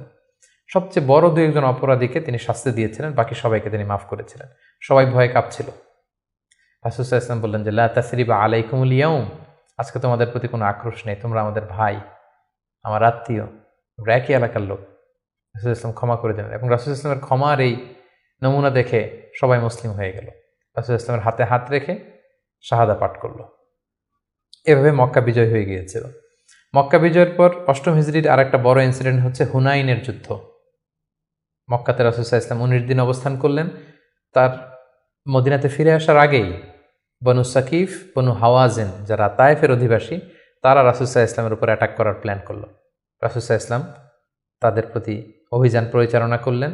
হুনাইন নামক জায়গায় যুদ্ধ হলো। শুরুতে মুসলমানরা পরাস্ত হয়েছিল, কিন্তু পরবর্তীতে মুসলমানরা বিজয় লাভ করল, এবং এযাবৎকালে সবচাইতে বেশি গানিমাত, যুদ্ধলব্ধ সম্পদ রাসূল সাল্লাল্লাহু আলাইহি ওয়াসাল্লাম এই হুনাইনের যুদ্ধ থেকে তিনি পেয়েছিলেন। এবং এই যুদ্ধে রাসূল সাল্লাল্লাহু আলাইহি ওয়াসাল্লামের সেই দুধমা হালিমা, দুধবোন শাইমা, তারা বন্দী হয়ে এসেছিল। রাসূল সাল্লাল্লাহু আলাইহি ওয়াসাল্লাম তাদেরকে চিনতে পারলেন, তাদেরকে ক্ষমা করে দিলেন, তাদেরকে অনেক উপর হুকুম দিলেন। নবম হিজরিকে বলা হয় দ্য ইয়ার অফ ডেলিগেশনস, আমাল উফুদ। ইসলাম যেহেতু এখন একটা স্থিতিশীল শক্তিশালী অবস্থায় আছে, মুসলিম সাম্রাজ্য পৃথিবীর বিভিন্ন দেশ থেকে রাসূল সাল্লাল্লাহু আলাইহি ওয়াসাল্লামের সাথে অ্যালায়েন্স করার জন্য, জোট করার জন্য, তারা নিজেদের সমর্থন দেওয়ার জন্য অথবা শাহাদা পাঠ করে মুসলিম হওয়ার জন্য রাসূল সাল্লাল্লাহু আলাইহি ওয়াসাল্লামের কাছে এই বছর এসে নবম হিজরিতে এসে দেখা করতে লাগলো। এবং নবম হিজরিতে একটা বড় যুদ্ধ হয়েছিল, যেটাকে তাবুকের যুদ্ধ বলা হয়। নবম হিজরির রজব মাসে রাসূল সাল্লাল্লাহু আলাইহি ওয়াসাল্লাম রোমানদের বিরুদ্ধে যুদ্ধ করার জন্য তিনি অভিযান পরিচালনা করেছিলেন, এবং এই সময়টা ছিল প্রচণ্ড গরমের সময় এবং খেজুর পাকার মুহূর্ত। ফসল পেকেছে, ফসল কেটে ঘরে উঠাতে হবে, প্রচণ্ড গরম, সফরের দূরত্ব অনেক বেশি। মুনাফিকরা নানা তাল বাহানায় রাসূল সাল্লাল্লাহু আলাইহি ওয়াসাল্লামের কাছে ওজর আপত্তি করল, রাসূল সাল্লাল্লাহু আলাইহি ওয়াসাল্লাম মেনে নিলেন, আর মুসলিমদেরকে নিয়ে রাসূল সাল্লাল্লাহু আলাইহি ওয়াসাল্লাম তাবুকে গেলেন। তাবুকে যে রাসূল সাল্লাল্লাহু আলাইহি ওয়াসাল্লাম সেখানে 20 দিন অবস্থান করলেন। আসলে সেখানে কোনো যুদ্ধ হয়নি, মুমিনদের ইমানি পরীক্ষার জন্য আল্লাহ তাআলা সর্বশেষ পরীক্ষাটা করলেন। মুসলিমদের এই বিশাল বাহিনী দেখে রোমান সাম্রাজ্যের সৈনিকেরা তারা যুদ্ধ করতে অস্বীকৃতি জানালো। যুদ্ধ ছাড়াই বিজয়ের বেশে রাসূল সাল্লাল্লাহু আলাইহি ওয়াসাল্লাম তাবুক থেকে ফিরে আসলেন। ফিরে আসার পথে রাসূল সাল্লাল্লাহু আলাইহি ওয়াসাল্লামকে জানানো হলো যে মুনাফিকরা একটা বিশেষ মসজিদ বানিয়েছে, সেখানে আপনাকে নিতে চায়। আপনি যে একবার নামাজ পড়াবেন, তারপরে সেখানে তারা ষড়যন্ত্র করবে। তাই তাদের ষড়যন্ত্রের মূলোৎপাটনের জন্য আপনি মদিনাতে ফেরার আগেই এই মসজিদকে জ্বালিয়ে দিবেন। আল্লাহ তাআলার অর্ডার। এই মসজিদের নাম হচ্ছে মসজিদে দিরার। মুমিনদের মধ্যে ডিভাইডেশন, ক্ষতি এবং সমাজের মধ্যে ক্যাওস সৃষ্টি করার জন্য, মুসলিমদের মধ্যে ঐক্যের মধ্যে ভাঙন তৈরি করবার জন্য তারা এই মসজিদ তৈরি করেছে। রাসূল সাল্লাল্লাহু আলাইহি ওয়াসাল্লাম পাঠালেন সাহাবীদেরকে, এই মসজিদকে জ্বালিয়ে দেয়া হলো। এবং এই নবম হিজরিতেই তায়েফের বনু সাকিব গোত্র এসে ইসলাম ধর্ম গ্রহণ করলো, এবং রাসূলুল্লাহ সাল্লাল্লাহু আলাইহি ওয়াসাল্লাম নবম হিজরিতে আবু বকর রাদিয়াল্লাহু তাআলা আনহুকে হজের আমির বানিয়ে হজে পাঠালেন। বললেন যে আবু বকর যাও, তুমি যে এবার হজের লিডিং তুমি দিবে আর বলে আসবে যে আগামী বছর 10ম হিজরিতে আমি নবী হজে যাব, এবং বলে দিয়ে আসবে যে আগামী বছর থেকে কোনো মুশরিক আর হজ করতে পারবে না। রাসূল সাল্লাল্লাহু আলাইহি ওয়াসাল্লামের নির্দেশনা পেয়ে 9ম হিজরিতে আবু বকর রাদিয়াল্লাহু তাআলা আনহু তিনি হজ পরিচালনার জন্য গেলেন, এবং যাওয়ার পথে পথিমধ্যে সকল আরব গোত্রগুলোকে তিনি জানিয়ে দিলেন যে আগামী বছর কিন্তু নবী হজে আসবে, ফলে কোনো মুশরিক আর আগামী বছর থেকে হজের সুযোগ পাবে না। এবং এই 9ম হিজরিতে রাসূল সাল্লাল্লাহু আলাইহি ওয়াসাল্লাম জাজিরাতুল আরবের বিভিন্ন এলাকায় ইসলামের দাওয়াত পৌঁছানোর জন্য বিভিন্ন সাহাবাদেরকে দায়িত্ব দিয়ে দাঈ ইলাল্লাহ হিসেবে পাঠিয়েছেন। এবং ঠিক তখনই আল্লাহ তাআলা আয়াত নাজিল করলেন, ওয়ারাআইতান নাসা ইয়াদখুলুনা ফি দীনিল্লাহি আফওয়াজা, অর্থাৎ হে নবী আপনি দেখবেন দলে দলে জাজিরাতুল আরবে লোকজন ইসলামের ছায়াতলে চলে আসছে। এবং সেটাই হলো, দলে দলে লোকজন ইসলাম ধর্ম গ্রহণ করতে লাগলো। 10ম হিজরিতে রাসূল সাল্লাল্লাহু আলাইহি ওয়াসাল্লাম মুআয ইবনে জাবালকে আলী রাদিয়াল্লাহু তাআলা আনহুকে ইয়ামানে পাঠালেন, খালিদ বিন ওয়ালিদকে নাজরানে পাঠালেন, এবং 10ম হিজরিতে রাসূল সাল্লাল্লাহু আলাইহি ওয়াসাল্লাম হজে বের হলেন। প্রায় লক্ষাধিক সাহাবাকে নিয়ে তিনি হজের জন্য গেলেন।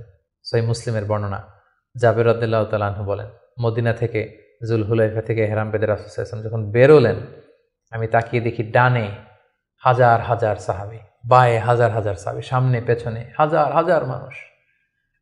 যেখান দিয়ে যাচ্ছে লোকজন রাসূল সাল্লাল্লাহু আলাইহি ওয়াসাল্লামের কাফেলার সাথে হজের জন্য যুক্ত হচ্ছে। রাসূল সাল্লাল্লাহু আলাইহি ওয়াসাল্লামের এই হজটাকে বিদায় হজ বলা হয়, এবং এই বিদায় হজে তিনি একটা ঐতিহাসিক ভাষণ দিয়েছিলেন, যেটাকে বিদায় হজের ভাষণ বলা হয়। দিনটা ছিল জুমাবার। রাসূল সাল্লাল্লাহু আলাইহি ওয়াসাল্লাম তিনি আরাফার ময়দানে জিলহজ মাসের 9 তারিখে ঐতিহাসিক ভাষণ দিয়েছিলেন, এই বিদায় হজের ভাষণ, যেখানে তিনি জাহিলিয়াতকে কবর দিয়েছিলেন। জাহিলিয়াতের সবকিছু তিনি সেদিন ড্যামলিশ করেছিলেন।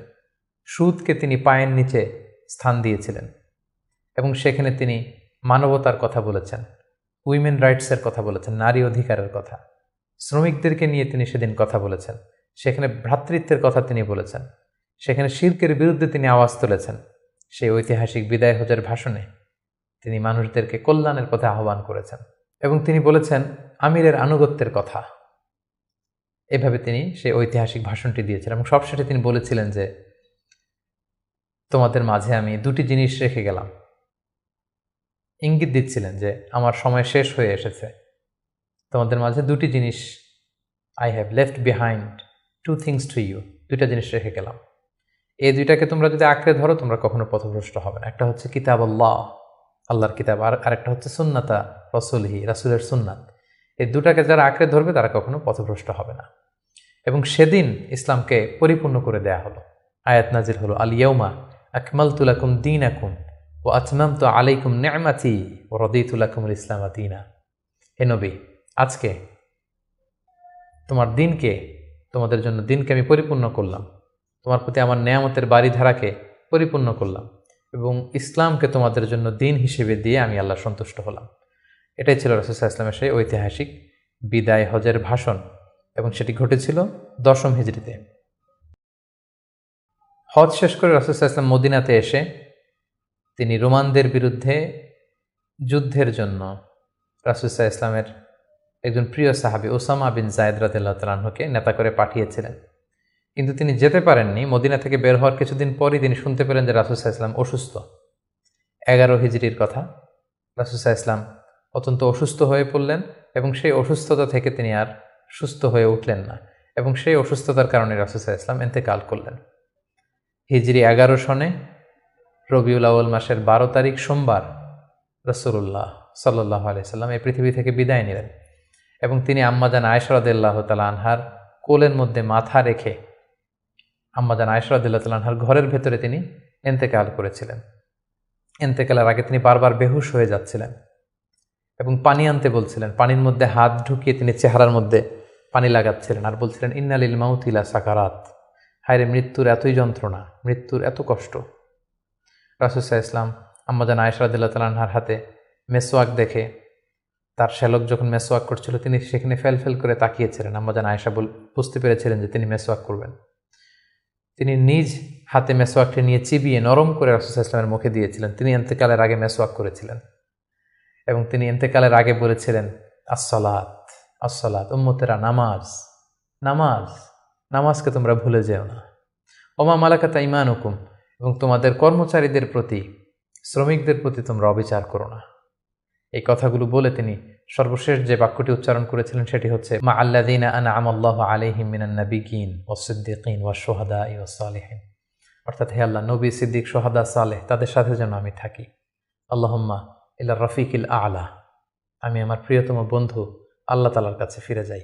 এই কথা বলেই তিনি নিস্তব্ধ হয়ে গিয়েছেন এবং গোটা উম্মাকে দুঃখের সাগরে ভাসিয়ে খাতামুন নবিয়্যিন সাইয়্যিদুল মুরসালিন রাহমাতাল লিল আলামিন তিনি তার শেষ নিঃশ্বাস ত্যাগ করেন। এবং নবীরা যেখানে মারা যায় সেই জায়গাটি পবিত্র। নবীরা যেখানে ইন্তেকাল করেন সেখানেই তাদেরকে কবরস্থ করা হয়। রাসূল সাল্লাল্লাহু আলাইহি ওয়াসাল্লামকে আম্মাজান আয়েশা রাদিয়াল্লাহু তাআলা আনহার ঘরেই কবরস্থ করা হয়েছে এবং আজও মসজিদে নববীর পাশে সবুজ মিম্বারের নিচে পেয়ারা নবী আল্লাহর হাবিব সাল্লাল্লাহু আলাইহি ওয়াসাল্লাম মাহমুদ রাসূলুল্লাহ সাল্লাল্লাহু আলাইহি সাল্লাম সেখানে শায়িত আছেন। সম্মানিত সুধী, এ পর্যায়ে আমরা খুব সংক্ষিপ্ত পরিসরে রাসূল সাল্লাল্লাহু আলাইহি ওয়াসাল্লামের জীবনী থেকে আমরা কিছু লাইফ লেসন নিয়ে আসব যে আমরা কি শিখতে পারি রাসূল সাল্লাল্লাহু আলাইহি ওয়াসাল্লামের জীবনী থেকে। প্রথম যেই লেসনটা আমরা উল্লেখ করতে চাই সেটা হচ্ছে রাসূল সাল্লাল্লাহু আলাইহি ওয়াসাল্লাম খুব বড় মনের মানসিকতার অধিকারী ছিলেন, বড় হৃদয়ের অধিকারী ছিলেন। তিনি সবার জন্য ছিলেন। He use to think beyond the narrow borders. তিনি বড় হৃদয়ের অধিকারী ছিলেন, কখনো ন্যারো মাইন্ডেড ছিলেন না। উনি সবাইকে অ্যাকোমোডেট করতে চাইতেন। এজন্য আল্লাহ তাআলা বলেছেন যে ওমা আরসালনাকা ইল্লা রাহমাতাল লিল আলামিন, হে নবী, আপনাকে আমি গোটা বিশ্ববাসীর জন্য রহমত করে প্রেরণ করেছি। তিনি শুধু আমাদের জন্য রহমত নন, মুসলিমদের জন্য রহমত নন, শুধু মুসল্লিদের জন্য রহমত নন, তিনি আলামিন, বিশ্ববাসীর জন্য রহমত। He is for all and his teaching is for all. রাসূল সাল্লাল্লাহু আলাইহি ওয়াসাল্লামের শিক্ষা, দিক নির্দেশনা, তার দেয়া হেদায়েত, এগুলো সবার জন্য। এটা আমরা জানতে পারলাম। দ্বিতীয় যে শিক্ষাটা আমরা পাই সেটা হচ্ছে রাসূল সাল্লাল্লাহু আলাইহি ওয়াসাল্লাম সবসময় সংঘবদ্ধ জীবনযাপন করেছেন। আমরা যদি দেখি মক্কাতে সংঘবদ্ধ, মদিনাতে সংঘবদ্ধ, যেখানে তিনি ছিলেন সংঘবদ্ধ ছিলেন। এবং আমরা যেন ইউনাইটেড থাকি, কোরআনের শিক্ষাটা তিনি বারবার বলেছেন ওয়ালা তাফাররাকু, তোমরা বিচ্ছিন্ন হয়ো না, তোমরা আলাদা হয়ে জীবনযাপন করো না, বরং তোমরা সংঘবদ্ধ জীবনযাপন করো। রাসূল সাল্লাল্লাহু আলাইহি ওয়াসাল্লামের জীবনী থেকে আমরা এই শিক্ষাটাও পাই। 3 নম্বর যে শিক্ষাটি আমরা পাই রাসূল সাল্লাল্লাহু আলাইহি ওয়াসাল্লামের জীবনী থেকে সেটা হচ্ছে তিনি পিস লাভার ছিলেন, শান্তিকামী। কখনো সংঘাতে সহজে বিরোধে জড়াতে চাইতেন না, সবসময় শান্তি প্রতিষ্ঠায় তিনি অগ্রগামী ছিলেন। আমরা যদি দেখি যে কোরাইশদের সাথেও কিন্তু তিনি পিস ট্রিটি করেছেন, শান্তি চুক্তি। সাহাবারা রাজি হচ্ছিলেন না, কিন্তু তিনি করেছেন। মদিনায় এসে তিনি মদিনা চার্টার করেছেন, মদিনা সনদ করেছেন, ইহুদিদের সাথে একসাথে থেকেছেন, থাকতে চেয়েছেন, কিন্তু মদিনা সনদ ভঙ্গ হয়েছে যখন তারা বিশ্বাসঘাতকতা করেছে। তার মানে তিনি সবসময় শান্তির পক্ষে ছিলেন, শান্তিকামী তিনি ছিলেন। সো আমরা যারা নবীজির উম্মত বলে নিজেদেরকে দাবি করি, আমরা যেন সবসময় শান্তিকামী হই, আমরা যেন শান্তির পক্ষে থাকি, এটা আমাদের জন্য শিক্ষা। 4 নম্বর যে শিক্ষাটি আমরা পাই সেটা হচ্ছে he was the flag bearer of justice. তিনি সবসময় ন্যায় বিচারের পক্ষে ছিলেন, ন্যায়ের পতাকাবাহী ছিলেন, ন্যায় বিচারের পতাকাবাহী। সবসময় ন্যায় যেখানে, সত্য যেখানে, ইনসাফ যেখানে, জাস্টিস যেখানে, তিনি সেখানে। তার প্রমাণ আমরা দেখি 20 বছর বয়সে তিনি যখন যুবক, তখন তিনি হেলফুল ফুজুল নামে যুব সংঘ করেছেন। উদ্দেশ্য কী ছিল? যে মাল মাজলুম দিদ্দা জালেম, আমরা সবসময় মাজলুমের পক্ষে থাকবো, জালেমের বিরুদ্ধে। কোনো জালেম যেন কোনো ব্যবসায়ীকে, ভিনদেশিকে, কাউকে যেন ঠকাতে না পারে, মাজলুমের পক্ষে লড়বার জন্য তিনি এটা করেছেন। তার মানে ইনসাফ, জাস্টিস, ন্যায় পরায়ণতার পক্ষে তিনি সবসময় কাজ করেছেন। সো আমরা যেন সবসময় ন্যায় পরায়ণতার পক্ষে থাকি, এটাই আমাদের জন্য শিক্ষা। 5 নম্বর যে ব্যাপারটা আমরা দেখি যে রাসূল সাল্লাল্লাহু আলাইহি ওয়াসাল্লামের পুরো জীবনীটা যদি আপনারা খেয়াল করেন, 40 বছর, তারপরে নবুয়তির 13 বছর, তারপর মদিনাতে 10 বছর, আমরা যদি দেখি যে সবসময় রাসূল সাল্লাল্লাহু আলাইহি ওয়াসাল্লাম একটা স্ট্রাগলের মধ্য দিয়ে গিয়েছেন।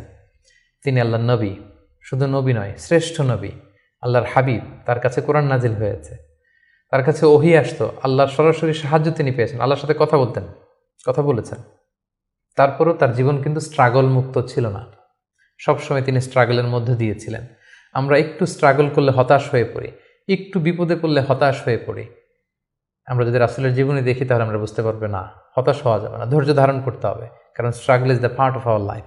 আমার নবী স্ট্রাগল করেছেন, তিনি সংগ্রাম করেছেন। সো সংগ্রাম আমাদের জীবনের অংশ, এই শিক্ষাটা আমরা পাই। 6 নম্বর যে শিক্ষাটি আমরা পাই সেটা হচ্ছে রাসূল সাল্লাল্লাহু আলাইহি ওয়াসাল্লাম ব্যক্তিগত জীবনে অত্যন্ত সৎ ছিলেন। ট্রুথফুলনেস ছিল ওনার গুণ, ট্রাস্টওয়ার্দিনেস অর্থাৎ সত্যবাদিতা এবং আমানতদারিতা। যে কারণে যেই কুরাইশরা রাসূল সাল্লাল্লাহু আলাইহি ওয়াসাল্লামের বিরোধিতা করত, তারাই রাসূল সাল্লাল্লাহু আলাইহি ওয়াসাল্লামকে উপাধি দিয়েছিল আস-সাদিক আল আমিন, সত্যবাদী আমানতদার। এবং তিনি যখন সাফা পাহাড়ের উপরে দাঁড়িয়ে বলেছেন, আমি একটা তথ্য দিলে বিশ্বাস করবে? সবাই বললেন, হ্যাঁ অবশ্যই করব, কারণ আমরা তো কখনো তোমার কাছ থেকে মিথ্যা বলতে শুনিনি। সুবহানাল্লাহ, চিন্তা করেন, নিজের জাতিগোষ্ঠীর এত বড় অ্যাকনোলেজমেন্ট। সবাই এক স্বরে বলে উঠল, মা জাররাবনা আলাইকা ইল্লা সিদকান, সত্য ছাড়া মিথ্যা তো কখনো শুনিনি। যেদিন তিনি হিজরত করবেন সেদিন তিনি তার ঘরে রাসূল সাল্লাল্লাহু আলাইহি ওয়াসাল্লাম আলী রাদিয়াল্লাহু তাআলা আনহুকে রেখে গিয়েছিলেন। কেন? কারণ ওনার কাছে মক্কার অনেক লোকেরা আমানত রেখেছিল, সেই আমানতগুলো বুঝিয়ে দিতে আলী রাদিয়াল্লাহু তাআলা আনহুর 3 দিন সময় লেগেছিল। এত পরিমাণে ডিপোজিট ছিল, আমানতের বিভিন্ন জিনিসপত্র ছিল, সেগুলো আলী রাদিয়াল্লাহু তাআলা আনহু বুঝিয়ে দিয়ে তারপরে তিনি হিজরত করেছেন। কতটা আমানতদার ছিলেন আমাদের প্রিয় নবী।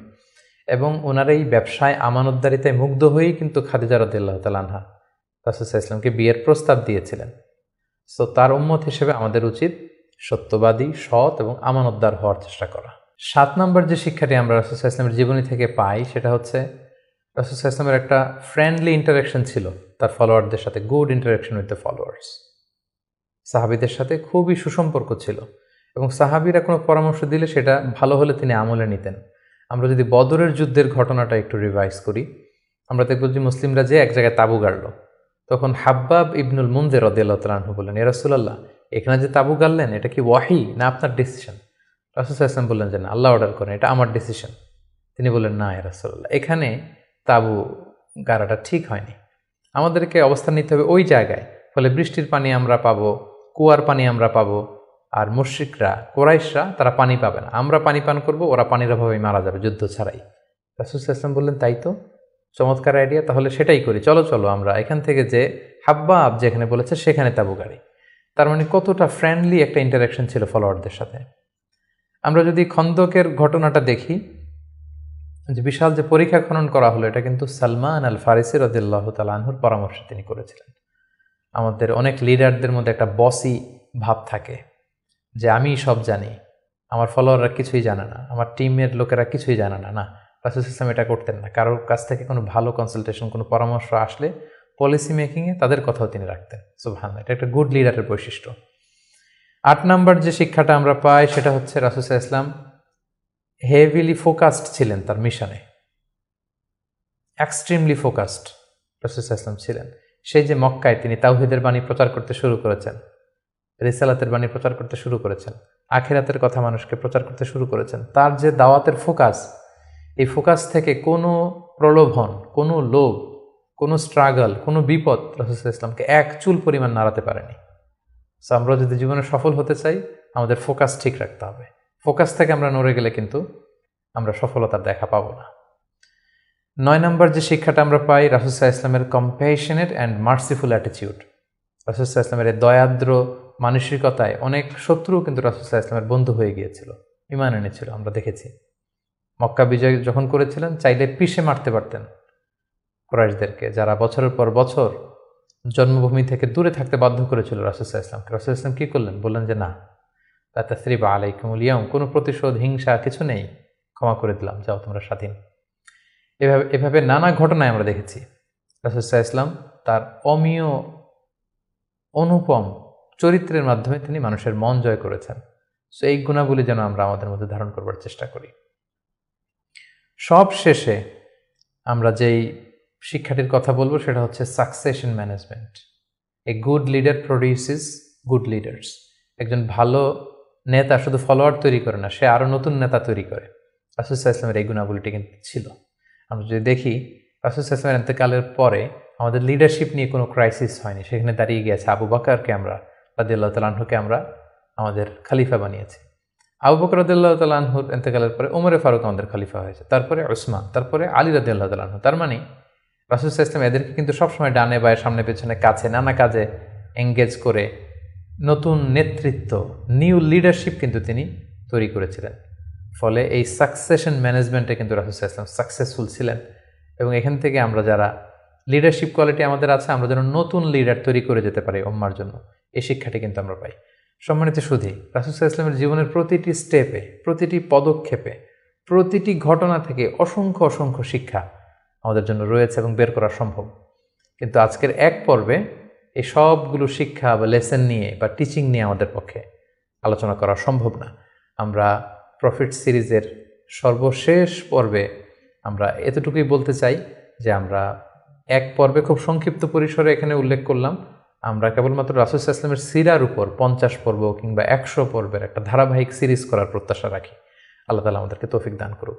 সম্মানিত শুধু রাসূল সাল্লাল্লাহু আলাইহি ওয়াসাল্লামের ফলোয়ার বা উম্মাহ হিসেবে আমাদের উচিত রাসূল সাল্লাল্লাহু আলাইহি ওয়াসাল্লামের আদর্শকে আমাদের জীবনে বাস্তবায়ন করা, তার প্রতি ভালোবাসার সর্বোচ্চ নমুনা পেশ করা, তার সম্মান আমাদের সম্মান।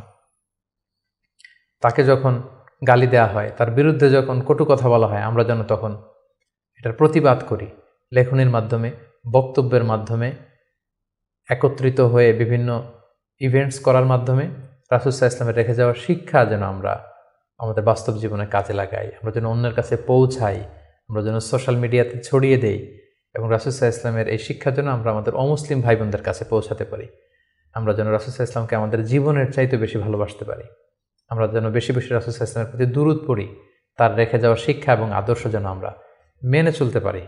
আল্লাহ তাআলা আমাদের সবাইকে কথাগুলো বোঝার, আমল করার তৌফিক দান করুক। হাযা মা ইনদি ওয়াল ইলমু ইনদাল্লাহ আলাইহি তাওয়াক্কালতু ওয়া ইলাইহি উনীব। আসসালামু আলাইকুম ওয়া রাহমাতুল্লাহি ওয়া বারাকাতুহু।